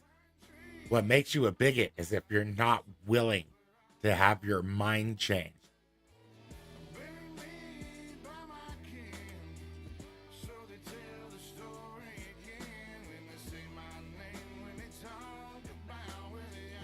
Stubbornly devoted to their own beliefs and prejudices, intensely intolerant of beliefs, backgrounds, or identities of others, and is often directed at differences in race and religion. What makes you a bigot, though, is if you're not willing to have your mind changed. So, anyways, they come in, they don't want to hear no different. That brings me back to this other guy, why I was glad that he came into my comments. He showed some respect. You know, Clay Shields, I might mod him up, man. He's a Blue Line supporter, I think. But he doesn't hate any one group, it seems like. Anyways, I support that sort of, dialoguing without having to dehumanize the other side. I went back and forth with this guy. He disagreed with me time and time again. And I don't believe he ever called me any kind of a POS or a DBAT. He didn't take away from my humanity, which we all do, it seems like, very easily. Anyways, you live a whole life, you're not going to get a chance to be explained to how you were misguided, actually, which is exactly what it is, right? Because if you would have known, then there'd be nothing to really judge for, I feel like, in most cases. So you were misguided. That's probably what you need to be shown. Instead, there's like a judgment, and you get judged for your whole lifetime. This reminds me again of the bootlickers in the comments and the people that just disagree and they've never done it. It's like, you're judging me based off of a clip, mind you, less than 60-second clip of a video I made over 5 years ago, as if I should be eternally damned for what I did in the video. And even God waits for a man to die before he judges him. And who do you think you are that you judge a person before they've atoned, before they've lived out their life? How dare you judge me from something 5 years ago and you haven't spent 5 minutes to see if I've learned the error in my ways? I'm just saying, man, who's really more wrong here? Yeah, I said some bad things to cops. I had some good intentions. Maybe I was paving a path to hell. But you know what? I learned the error in my ways. Isn't that what it's about? Isn't that really truly better than a guy that's going to sit behind his keyboard, judge from ignorance, and can never have his mind changed about intolerant judgments he's made of others without even trying to understand them? I don't know. I think the guy that's wanting to improve is better than the guy that's happy being a bigot. That's my take. Anyways, those comments, they don't really bother me so much anymore. I realize that when they come in and they're like projecting all of this emptiness and hurt from inside of themselves onto me, and I think everyone can see it. So I've been having a lot of fun with those guys, just wishing them love lately. Just the concept alone makes me question the entire idea of a judging creator God. You know, I always thought it was weird that, like I said, that he hadn't lived a human life. How can you judge? It's like you people that talk about drug addicts or whatever kind of addict and stuff, and you never use any kind of a substance. You shut up. You don't know what you're talking about. You literally don't know what you're talking about. And the comeback is always like, oh, my uncle so-and-so, my friend's dad. Yeah, that's not even derived from your personal experience. You don't know just from observing. See, you're going to make observations and draw conclusions about the causation, and you really just don't know what it's like. If you haven't been homeless or whatever, anything, you really don't have a firm footing to judge it. I face this all the time, man, when I'm out cop watching. People come in the comments, they've never filmed a cop. They've never voiced any kind of disagreement with law enforcement, in my opinion. And they have all their criticisms, right? They're never going to have the courage to go do what I do. Why didn't God come down and live a life before he passed judgment on people that do? Where's the grace? Where's the love? How is that fatherly? A bad dad, maybe. Beat you as soon as you come home without telling you how you did wrong, right? Is that how God treats us after we've lived this whole life in the ideology of Christians? Wouldn't it have been his fault to like have let you be misguided? Like he set up the entire situation and he's supposed to be your father, right? Tell me if I'm wrong in the comments, man. Tell me how I'm wrong. I'm just trying to grasp this stuff.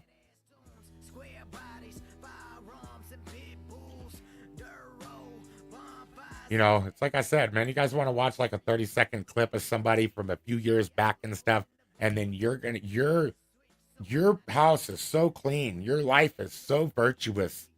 You could watch a 60-second clip of a video from 5 years ago and decide that the person in the video is unredeemable for their actions or just the perceptions that folks have about him. Hold on, guys. I think I heard a knock. I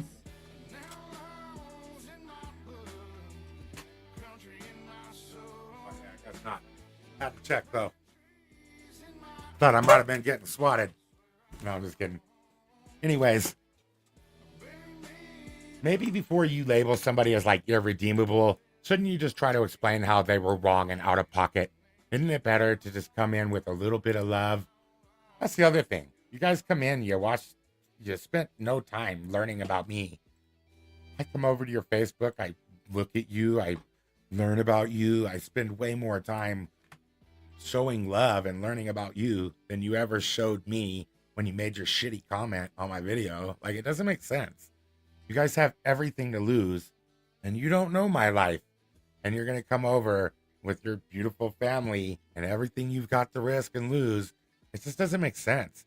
How can you feel empty that you need to put another person down on the internet when you've got such a beautiful life? That's what I'd be wondering. Maybe someone can tell me in the comments, why do folks feel the need to do that? Check out this helicopter ride, though, guys. Oh, no, this ain't the one. Hold on, let me see if I can find the helicopter ride, because I wanted to do something light before we do this one. Oh, I didn't get the link for the helicopter ride. Is this it? Maybe. That ain't it. Dang. Well, we'll just have to get into this one here.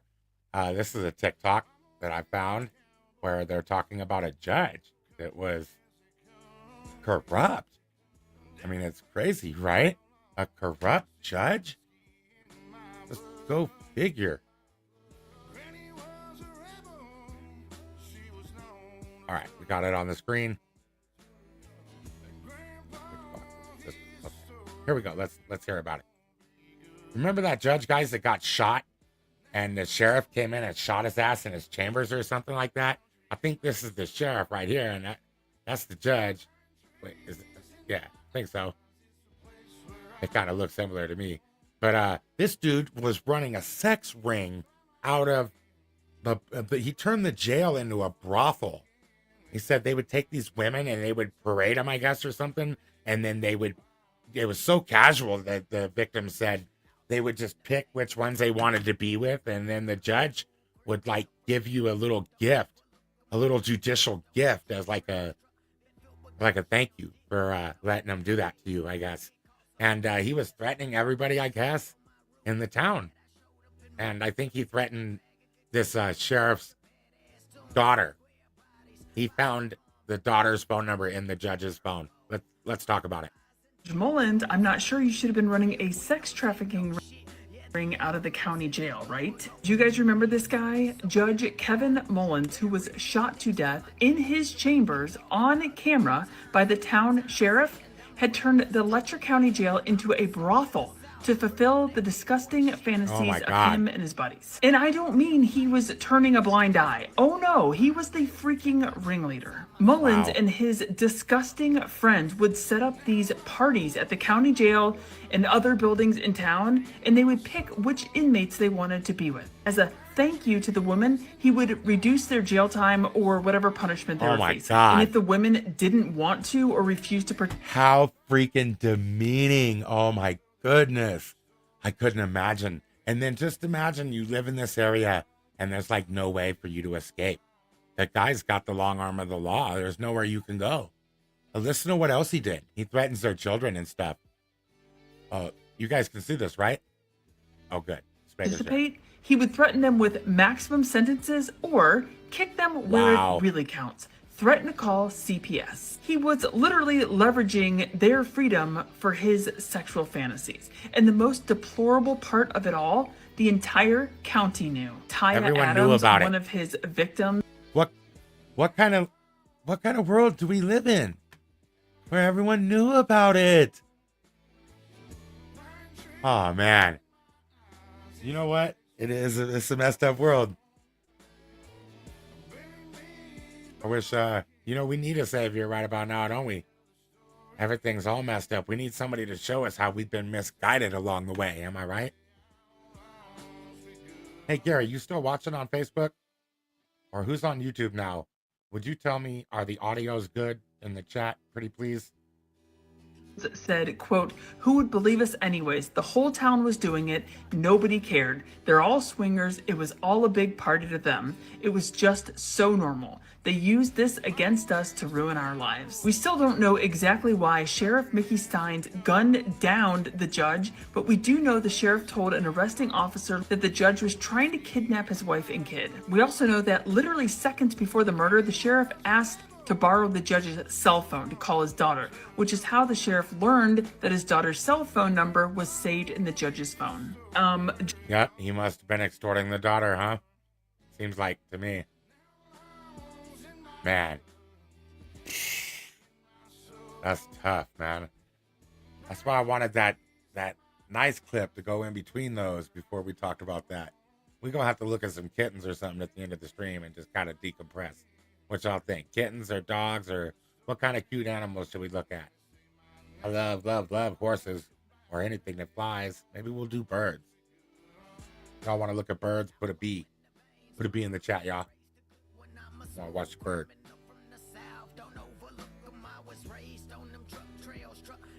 How come no sound? Well, it's not up to them. It is up. All right, so this guy's sitting outside at a library or something, and they think they can make him leave. Well, I'm going to stay here about 3 hours, then I'll move. Okay, well, they don't want you here. Well, it's not up to them. It is up to them. No, it's not. It is up to the manager. No, sir, it's not. Why do you think that? It's up to the law. Do what? I have 3 hours to rest. Well, this is what I don't want to put you in jail, my man. Right to rest, I don't want man. to put you in jail. I don't want you to lose your qualified immunity Should have either, the so right I to wouldn't put you in rest. jail. I have a right to be here. They don't have a right to tell me to In move. the wind, I'm the song of the South. We're all that big boy shit. We'll get you pushed in the mouth. I live life with no questions. I'm What policy have I violated? What law have I violated? It doesn't matter. This is public property. They don't get to tell people who can be here and who can't. That's right. No, they can't. No, they can't. Well, I'm going to stay here about 3 hours, then I'll move. This cop thinks because you're a manager, that gives you, you're the manager of the library, you're the manager of the public property, so you could just tell the public whatever you do, I guess. To them. Oh, look, what do you see right there, guys? Is this the blue line? Is this the blue line stuff that they use? The little black or whatever for the fallen officers? It covers the badge. You see that? How it covers it? This is that blue line shit. Think that. It's up to the law. Do what? I have 3 hours to rest. Well, this is what I don't want to put you in jail, my man. Yeah. I don't want to put you in jail. I don't want you to lose your qualified immunity either, so I wouldn't put me in jail. I have a right to be. This guy's high ranking. Is that 4 stars on his collar? Because I think that's a captain then. Here, they don't have a right to tell me to move. But why do you think that? Because I did my research before I Is that a blue line ring? came out. Okay. So the establishment you're the manager here, you're saying doesn't have a right to tell you to leave. What Hell policy not. have I violated? What law have I violated? It doesn't matter. This is public property. They don't get to tell people who can be here and who can't. No, they can't. No, they can't. That one was good, wasn't it? All right, we got this one. Oh, this lady was funny. Let's check it out. Because I am currently reading called the through House Committee. U.S. counterterrorism strategy for 2026. And on page 5, I'm seeing that we're doing thought crimes now, and that being anti-fascist is one of the 3 major types of terror groups, according to our government, apparently. And I don't want to commit any thought crimes, so I was hoping you could clarify for me what position is acceptable to have about fascists. If being anti, which means opposed or against fascists, makes you a terrorist, then what is the acceptable position on fascists? I'm just pulling up the CTI guide. Sure, thank you. It's on page 5, if I didn't say that already. Okay, yeah, I see it. Yeah, so if our government is labeling one a terrorist for a belief, first of all, but that belief is being anti-fascists, what position are we supposed to have on fascists? Well, I think the definition of fascism has become quite elastic. And typically groups... If it's elastic, what you're telling me is that they can label us anti-fascists for anything. They can make up a definition and then label their own citizens terrorists. Well, what's the definition of fascism? It's incredibly hard to define.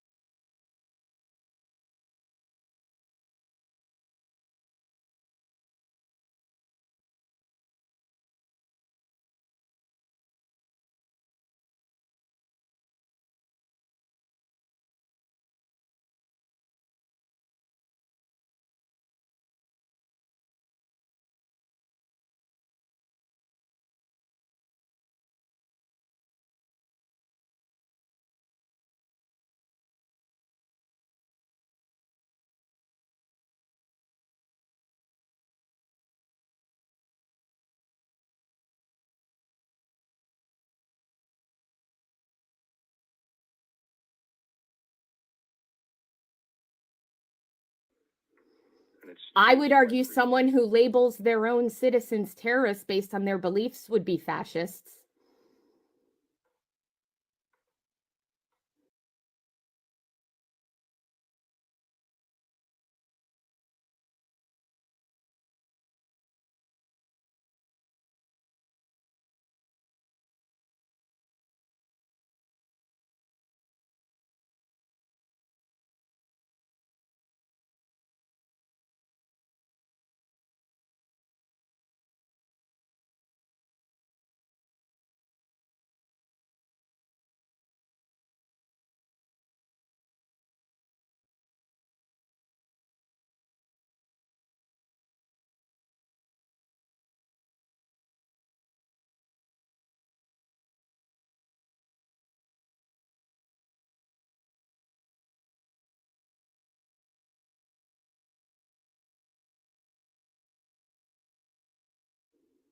Would you agree? I'm not sure. You don't know if thought crimes is something that's fashy?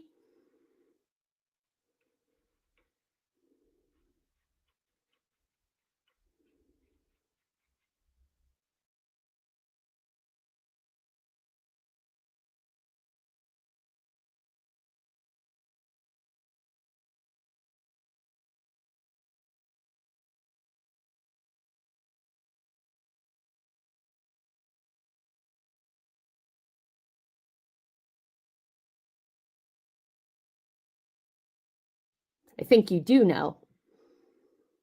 What do you think if being anti-fascism makes you an enemy of the US government, what does that make you? What does that make me? I'm not sure. I mean, this is released by the White House. This is the... So I think that what happened is she's got the guy, she probably got somebody important on the phone when she first called, and they were too busy, and they like gave it to the lowest guy on the totem pole, and fucking he's doing something else too, probably, but he's just doing his job here. He's taking the undesirable task for the day. House Committee on Homeland Security. I believe the Counterterrorism Committee subcommittee falls under y'all, does it not? It does. So what you're telling me then, to be clear, if you're saying this is all... Oh, she's gotten a bit choppy. It looks like her emotions are getting carried away with her. Abstract. She won't let him talk. Then what you're telling me is the White House just put out a publication that said that they're going to label people terror groups who need to be defeated if they are against something that is undefinable, which means defined however the government wants it to be. You're smarter than this. I know you are. You wouldn't have gotten this internship if you weren't smarter than this. Poor guy. They have their own number and they have a hotline. I'm not exactly sure what. Well, it's this group's job to keep the executive branch in check. And currently what they're doing is they're letting the executive branch threaten U.S. citizens based on their beliefs.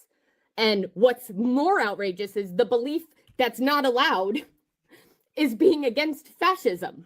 Could you imagine getting this call though? Can you really imagine just getting this call though? Who wants to talk to this lady? I will put her on the phone. We can talk to her.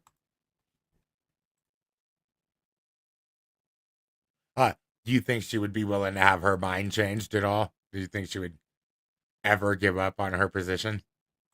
Wake the fuck up, buddy. Who are you working? Oh yeah, you're on such a. I just love they come from this really low level of like judgment and superiority.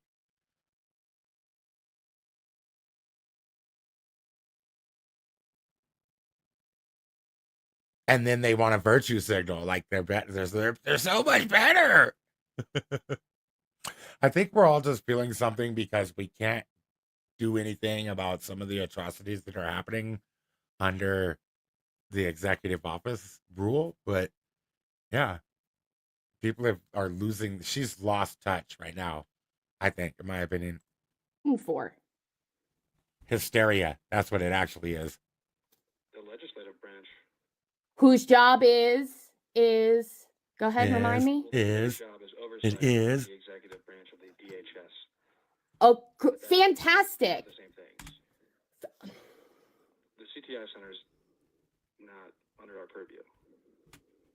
So you're telling me, like, come on, bro. Like, just be real with me for a second. I don't understand what they're trying to. What are you? I would like Congress to do their job and to get rid of the fascist in the White House who's threatening us with thought crimes.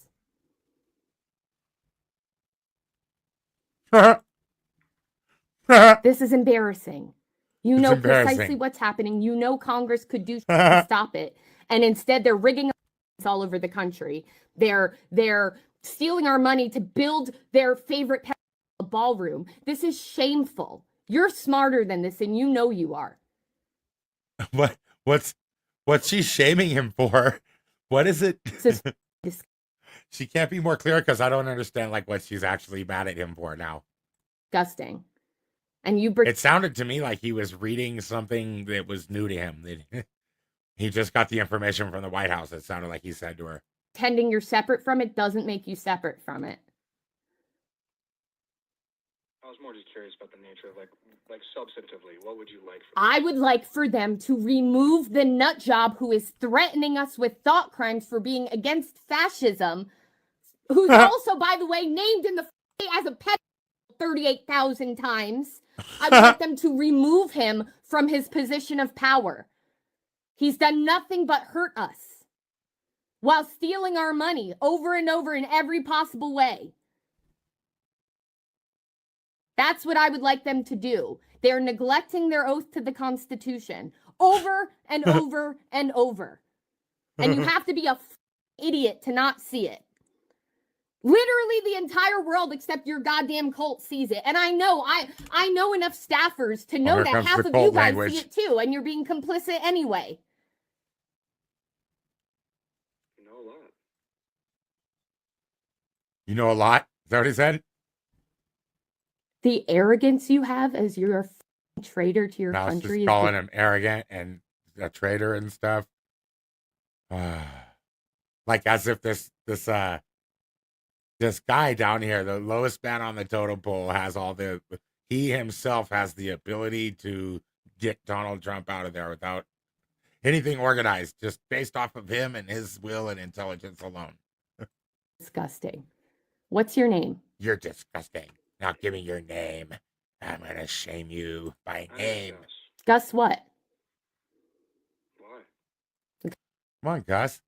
You got to tell us. You work for us, bro. Because the whole internet's about to know. Gus what? He's not going to tell you. You can find it. I mean, I'm not going to help you. I know you're not going to help me. I know. You work for me. I pay your salary, and you're not going to help me. I know. Because y'all haven't been helping us because you're working for a pet loser in the White House instead of the people you're actually supposed to be serving, Gus.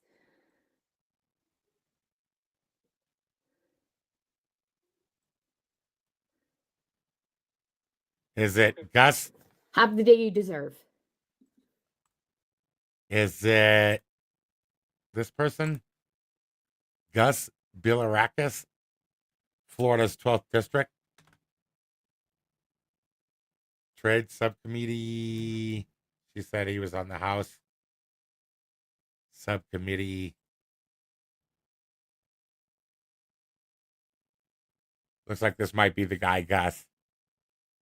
He's like, I'm not going to help you. Dude, that's not right. How are you going to work for us and not tell us your name, man? At least he said something to call her, I guess. And to call him. Make sure you follow over on Facebook, guys.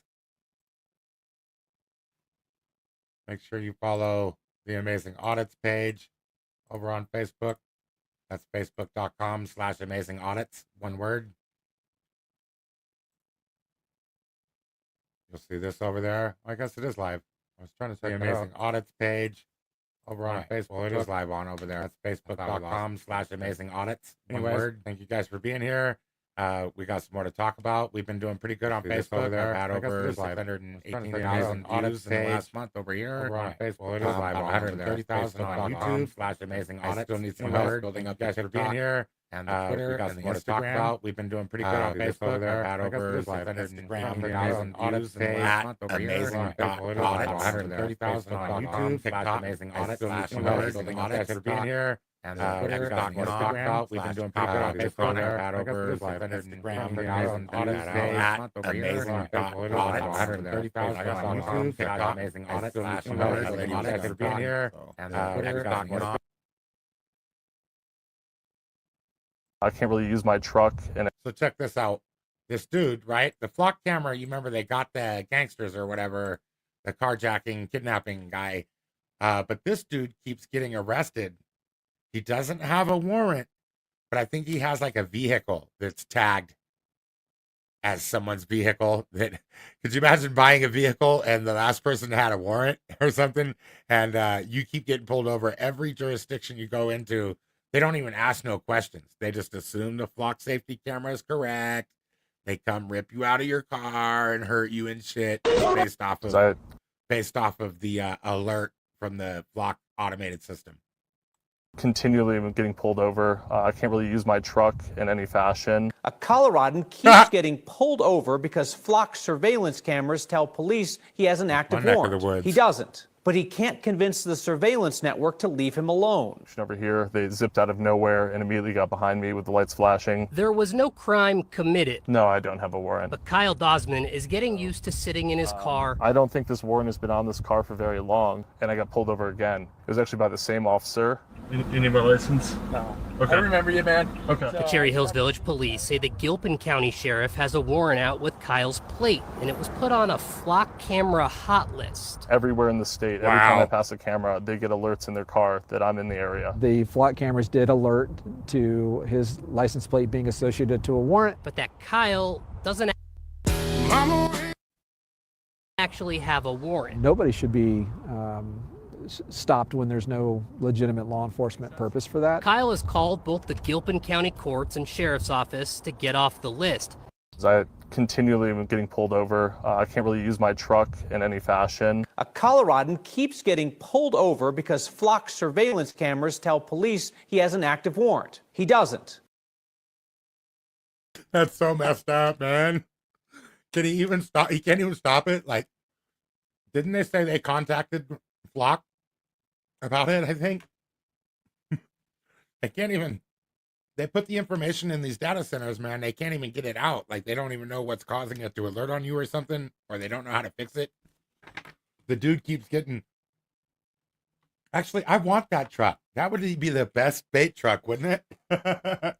That'd be the best bait car for these cops, man. You're like, no, that's not me, man. Says it's you. That's the that's a good lawsuit right there, man. Good 1983 lawsuits. Keep getting pulled over. Is there a lawful reason you stop me? There's not. I don't think that's lawful to stop someone because of a flock hit, is it? That's a good question. Let me see if I can ask Google real quick.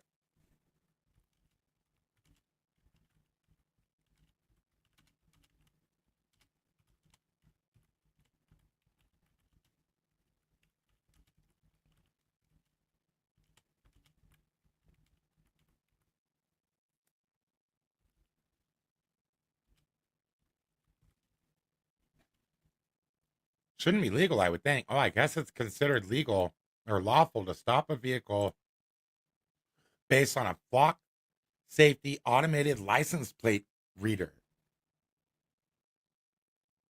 But they don't have any. I mean, is it reasonable? It's articulable. It's definitely suspicion, but it doesn't seem reasonable to me. I think they'll lose on that one in the end. It doesn't seem reasonable. You should have to do some other thing, like a visual check. I looked, I seen it was the guy. That would satisfy me. You know what I mean? But if you're just saying, nah, man, and you're not even bothering to check to see, and you don't have the due diligence to make sure you got the right guy, you're just basing everything off of an automated license plate reader. That's messed up, man. You're a bad person, whether it's lawful or not. I mean, that's bad. You're a bad person for that. That's my take anyway. Tell me if I'm wrong in the comments. I'm willing to be proven wrong. Don't engage my driver. Back up. Oh, here we have Chili DeCastro. And this is an interesting view. We've got the Review Journal released some of the body camera footage from Chili's arrest in Las Vegas. And I included it on here, not because Chili's part of our community or whatever, but I did it because what the officer says right here is completely freaking incorrect. And he arrests Chili based off of this, it seems like to me. So let's check it out. He says that the lady in the car right here, the officer says the lady in the car right here has the right to privacy. And I just don't remember that. There's been no reasonable accommodation for privacy made here for her. And the officer thinks he can make that privacy in public. But there is an actual right to press, to free press. So Chili has the rights to be here. There is no right at all to privacy here. Hey, back up. So Chili was talking to the driver.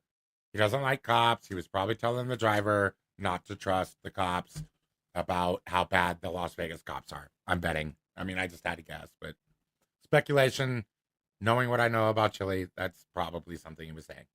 You're not involved. You can film, but you need to stay away from my driver. Back up. He's not even interfering. The officers totally made this stop about Chili now. And he's going to let the driver go so that he can arrest Chili. Watch. Back up or I'm going to detain you. Back up or I'm going to detain you. Why? And it's windy, so he wants him to be back so far the microphone can't hear nothing. So she can have privacy. I think he should have won his case based off of this arrest is unlawful right here. The cop only wrongfully arrested Chili so that he could create privacy where there was none due. We're obstructing. Get away from my car stop. Okay. Any cop should be able to do his job. He should feel safe and secure with everything that he has to conduct. I've seen it happen all the time. I could be standing feet away from cops. They have no problem with you standing there filming. It's crazy to think that he targeted Chili right here. Just do your job. This should have been a clear Houston v. Hill, in my opinion. But the other thing is, too, I think you should not talk to police if you're filming them. Chili and a lot of other people, like myself, get to talking to the cop, and that's a huge mistake. My advice to anybody out there is to never, ever speak to cops under any fucking circumstances.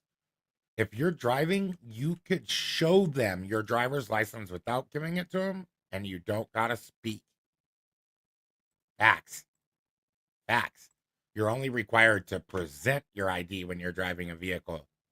And otherwise, unless you've committed a crime, the cop has no reason to stop you. So there's no reason to speak. His training is just to take your words, body language, and use those two things to put you in a cell. So don't talk to him. Chili gets arrested right here. Listen. You know, all he had to do was stop trying to be the right guy and just stand there and don't say nothing. Because they're not going to have a case if you didn't say nothing. There'll be no case. Literally. Because you didn't, the only way he could really arrest you is if you basically are saying you won't move. You know, you sat there and said nothing. then he doesn't have that. She deserves privacy. This is She not your deserves business. privacy. Don't engage with my driver. Back up. So there's a chilling effect on free speech right there too, immediately. So the officer has no authority to tell people not to speak to each other. That's legit. That's legitimate. He does not have any authority to say what he just said at all. You have no right to tell people not to speak to each other as a cop. That's a violation of free speech. Hey, back up. Now that you can do, but you can't say don't talk. He literally said don't speak to my driver. Back up. You're not involved. You can film, but you need to stay away from my driver. Back up. Back up or I'm going to detain you. For obstructing. Get away from my car. Obstructing. Now, obstructing is supposed to be a physical act. If you come in between the officer or firefighter that's actually doing their duties, or you refuse to leave a premises where you might be unsafe. That's what I've heard. So how is he physically obstructing the officer? LVMPD are the worst police. They are. I don't care what anyone says. I've had tons of experience with them ruining my life and seeing them destroy my friends' lives and stuff. Like, the LVMPD are absolutely animals. They're the lowest form of human life, actually. I don't want to call someone an animal. God forgive me for that. But they are the worst. They're the worst cops. They're the worst tyrants. They're the worst ones there are, in my opinion. If you're ever in Las Vegas, stay away from the cops, man. Don't ever jaywalk. They will ruin your holiday for jaywalking. Okay. You know, it's a commonplace for them to tase you, and beat you just when they were asking for your ID. Listen, she deserves. You go to get your ID and they tase you and then mace you and then beat you while you're in handcuffs and shit. Pull you out of your car, tell you quit resisting. That's how they are. There's a video out there. It's called What Happens in Vegas, I think, or something like that. I have it on YouTube. Let's see. Yeah, there's a movie on YouTube. It's a documentary about how the police in Las Vegas, they shoot somebody and they call that a vacation. That's what they call it, man, when they shoot somebody, because they get 6 months off while it's investigated. They get paid time off. Here, let me make sure I got yeah, it's called What Happens in Vegas. Or I'll drop a link if you guys are interested.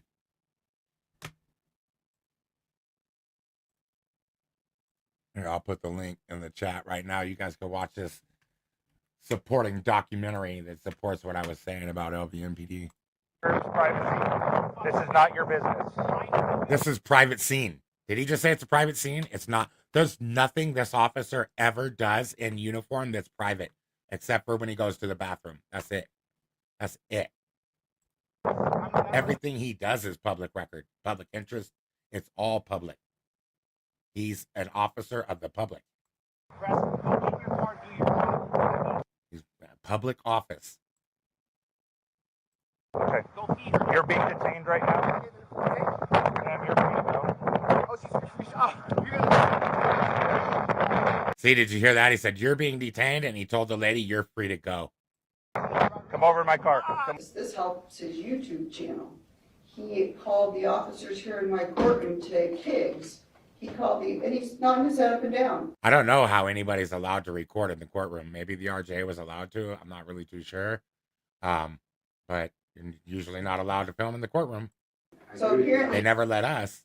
He hates every. See, here's another one. This is not equal treatment under the law. Like, they wouldn't let an independent press journalist come in here. I wonder if any of our colleagues got to record this. And then it looks like the mainstream media was allowed to. Law enforcement officer in the United States. All right. Say that, sir. Are you finished with your request for credit for time served?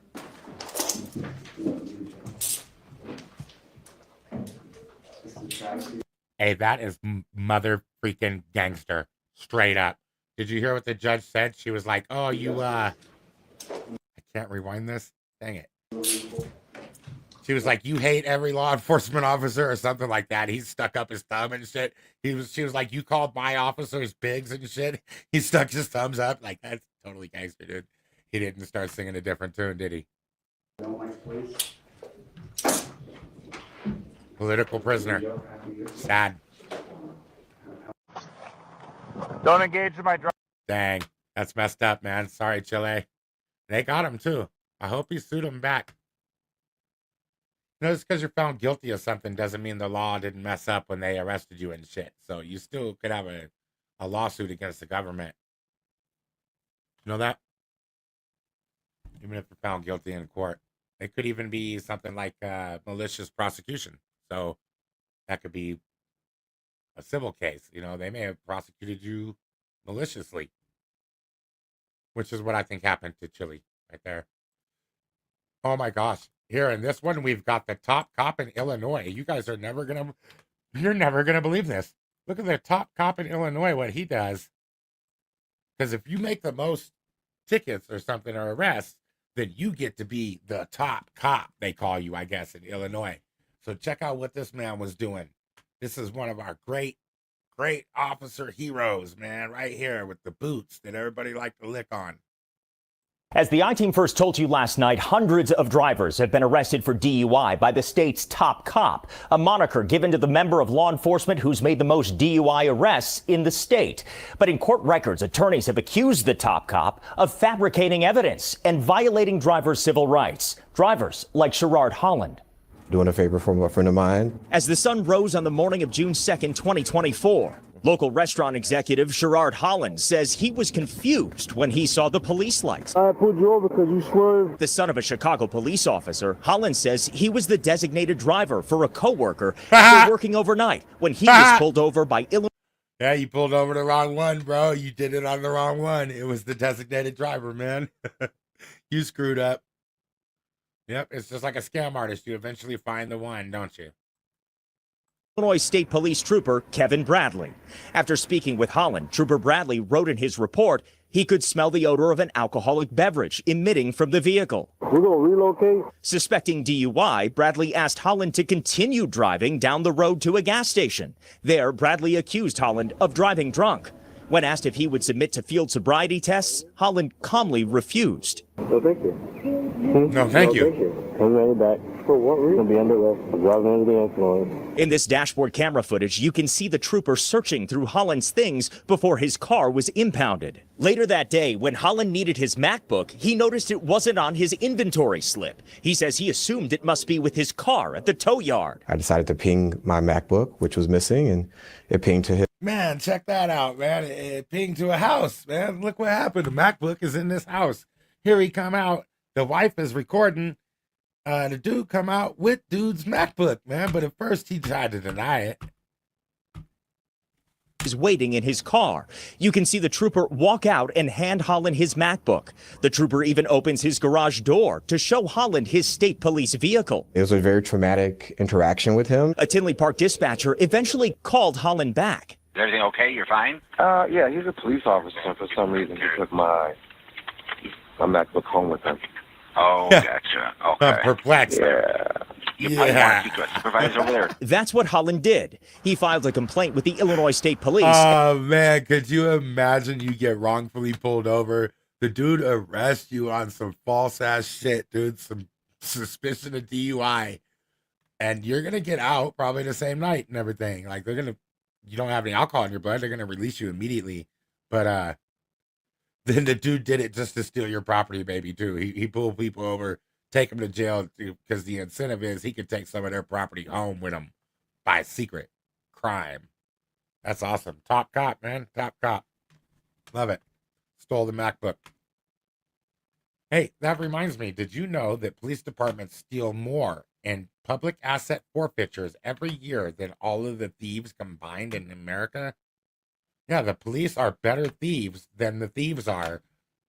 Go figure, right? It's called public asset forfeitures, and they keep numbers on it. You could pull into a jurisdiction and you lose your property, and no crime is ever even, you're not charged with any crime. They just take your property. Yeah. Oh, what do you guys think about the weather? What do you guys think? You think we'll have like a dust bowl for 2027, 2028? Is this El Nino gonna take out the soil or what? No, I'm not gonna subscribe to your stuff. Sure, get out of here. Just want to learn about the El Nino, man. A powerful El Nino is set to reshape global weather in 2026. Scientists are still sorting out how strong the shift will be. Some think it could be among the strongest El Ninos we've seen in recent history. Amazing. I wonder if there's a video on it after this ad. I think so. Thank you guys for watching. Leave a comment. Tell us where you're watching from. Where you at?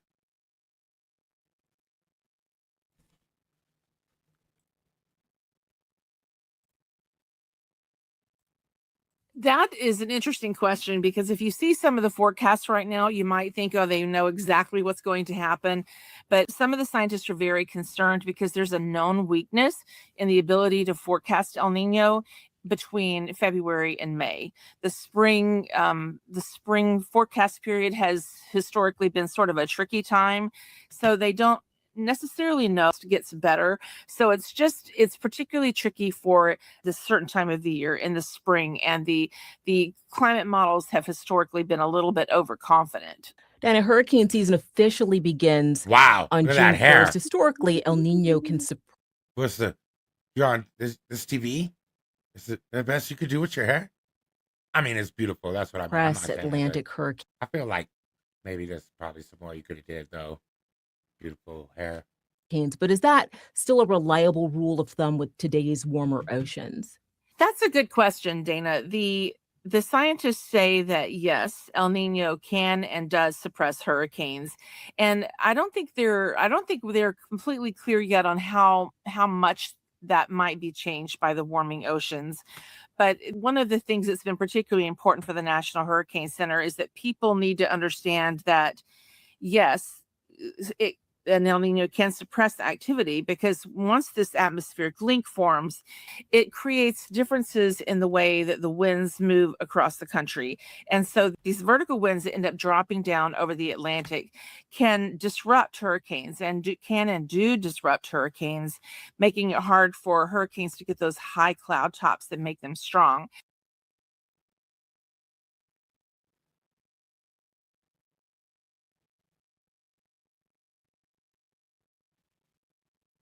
Wow, the oceans are warming, and the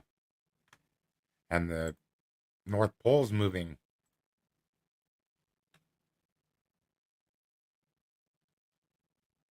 What else we got? All right, guys. Well, that starts the next segment of this show, which is going to be about police fragility and the blue line of white supremacy that divides us. We're going to talk about it some more, guys. I got some articles here, and thank you to Clay Shields for bringing it up, man. We had to really check out, well, you know, what's what. What makes the blue line a white supremacist thing, or I feel it's a supremacy thing, not specifically white supremacy. It just seems like they've invented another class of folks that is above everyone else.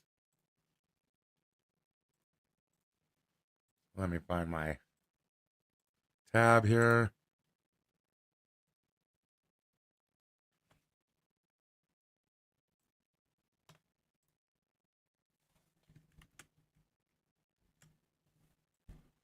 Critics and researchers argue that the flag acts as a second Confederacy, or a fascist banner representing the us versus them mentality that sets police apart and superior to the community they serve. It's funny, the guy wanted, you know, like I tried telling Mr. Shields that it was a simple Google search if he wanted any more information. I at first I wasn't, I didn't believe him that he wanted to just get knowledge and stuff, because it seemed like it would have been easy to find this information if he really wanted to know, instead of calling me a liar. But yeah, there's a lot of information out there. There's a lot of articles and shit. We're going to look at some of them. Official responses. Several law enforcement agencies have banned the display of the flag in their stations or on uniforms, citing it as associated with hateful ideologies. You freaking A right. And the need to restore community trust. That's when I got the tour of the Arlington, Texas, or when I was in Texas, I got the tour. I was ready to tear these blue lines off the wall, man. They were so infuriating. The police had violated us, and then when I went down to their station, they had a blue line covering up the windows and shit. I was mad. I was about to go to jail. I told them, I'm going to remove the damn line. You take it off of there, or I'm taking it down.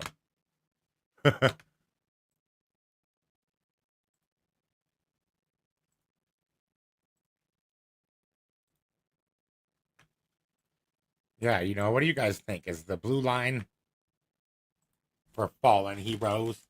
Is it for fallen dirty cops? Should we be talking about the lives of the people that they destroyed?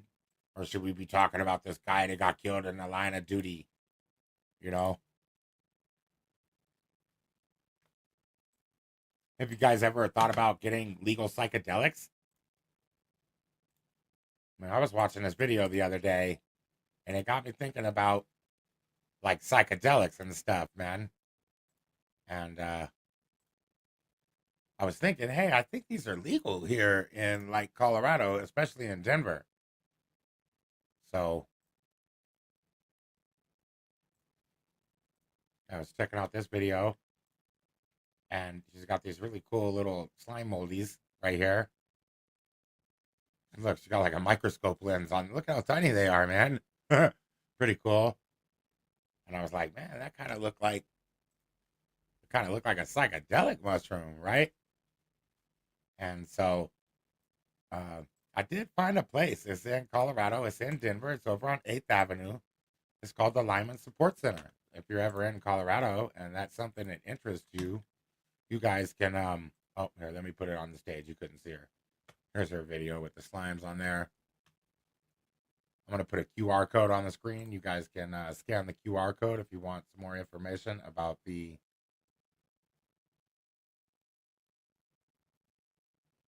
Lyman support centers, where you guys can go in and, like, after 2 p.m. in less than 5 minutes, you could go in and get yourself some funky dunky mushrooms there. Totally legal. I don't know why my QR code ain't right here. Oh, here it is. They didn't put it up there, though. I'm just going to show you the page. It's called Lyman Support Centers. And you check that out. Go over here. Here's all the information. Hours are between 2 p.m. and 6:45. You come in, 21, with a valid license. He gives you a little piece of paper with, like, some journal entry questions and stuff you could ask yourself. Yeah, guess he won the 2025 Psychedelic Cup for most homogenous. They've got all kinds of stuff here. There's a huge community. There's all kinds of articles that he's been mentioned in, I guess. They got DMT pens in there. So if you want to get DMT, you take 3 pulls off this DMT pen and you go meet the entities. They got drink recipes on here. The DMT pen was pretty good. The mushrooms, I might have liked it a different strain or something, but yeah. Anyways, take you no time at all to go in. You don't got to make an appointment. You just ring the doorbell, you push, and then you pull, and you're in.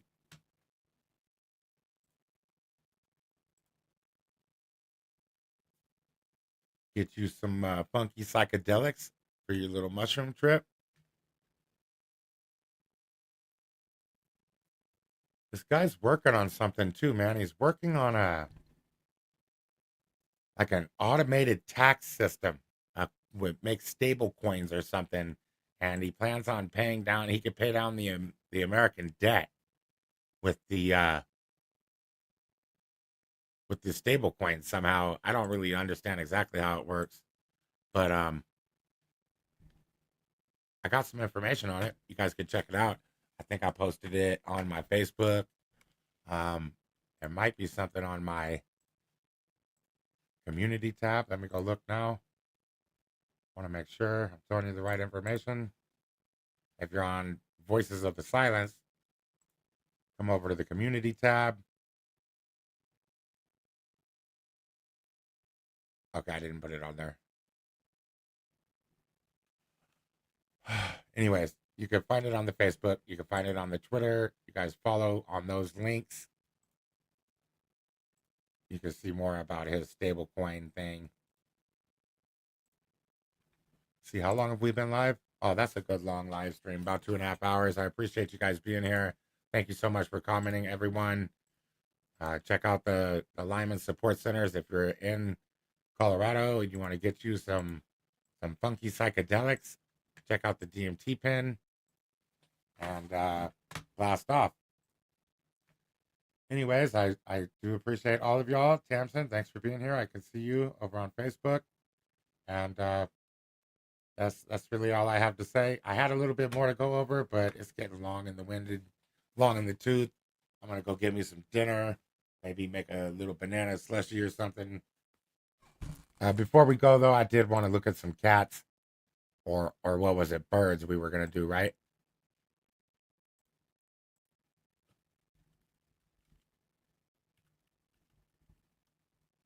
Let's check out some cute birds, man.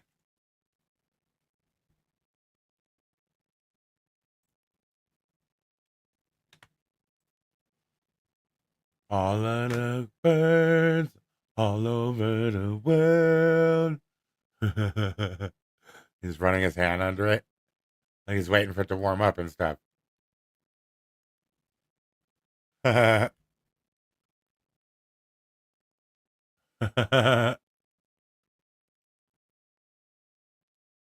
She's getting her work done, though. Look. We're trying to get her. Magpie.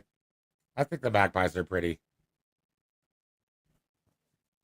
Cannibal. Little cannibal, though.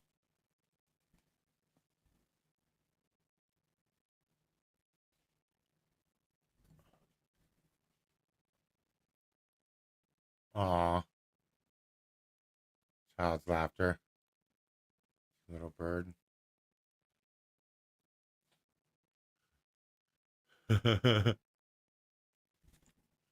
Peekaboo.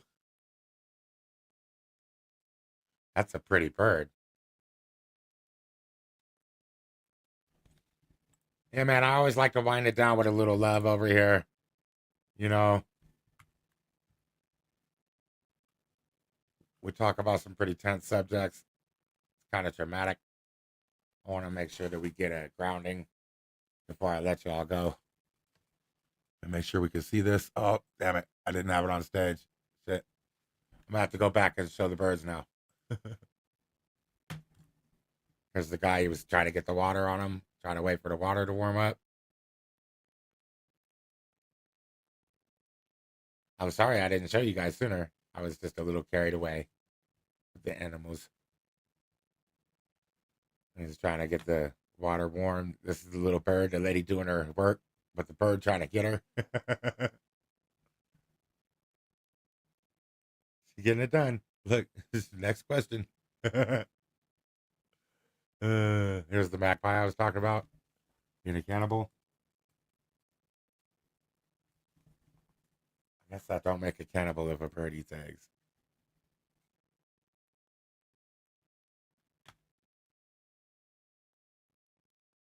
Oh, here's the one with the laughter. Isn't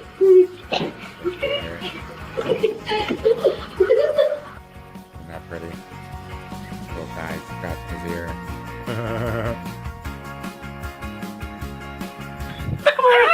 That's the pretty bird I was talking about. I thought I could share this with you guys. Maria!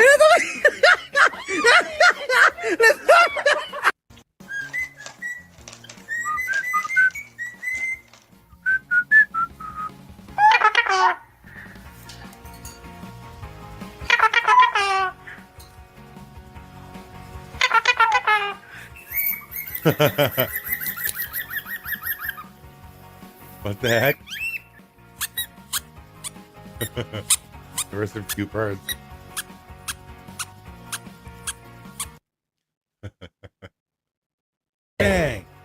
man, what the heck?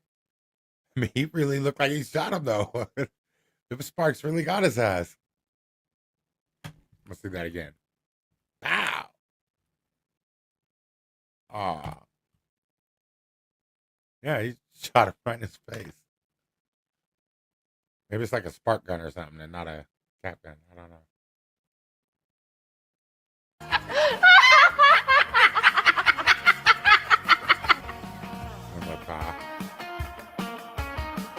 He's grinding. He grinded.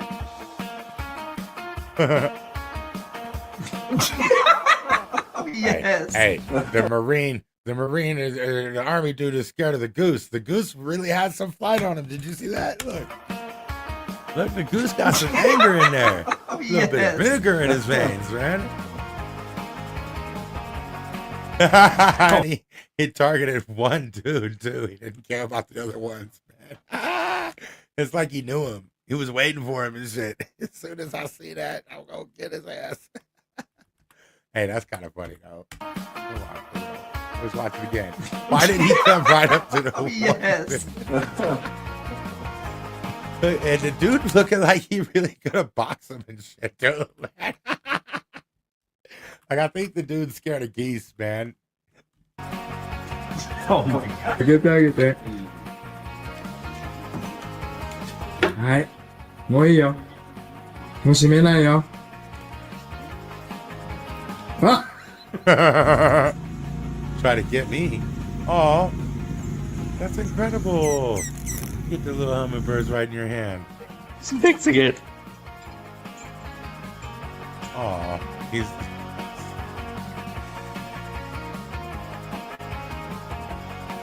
That's cool. That is so cool. Anyways, if you guys want to watch more of the bird video, you're going to have to go over and check it out on the Pet Collective. One of my favorite places to catch me some cute animals. They always got some good clips. I don't know how they get them all, but it's a lot of work to put clips together. I really appreciate their efforts on that. That being said, I love each and every one of you, and I'm glad you're here today with me. I'm glad we could share those cute animals and the thoughts about the blue line. Leave your comments below. I'm definitely interested in having my mind changed about the blue line, but I think even Google knows, even the AIs know it's not that hard to just find a piece of information that's not me, a source that you could rely and trust, and you can see that what I said is right. The link for which Nemesis on Spotify. Yeah, that's right. I got my Spotify podcast too. That's called Cop Watch Chronicle on Spotify. MC Nemesis. Where's the link? The link to what, bro? I wish I knew what you was talking about. I put it in the comments right here. This link. Is that the one you're talking about? You might be over in PM. Anyways, he might be on the vertical stream. Maybe that's why he can't see the link. I'll put it down in the comments. I love y'all. Have a good night. If you see a stop, film a cop. Boop, boop, boop, boop, boop, boop.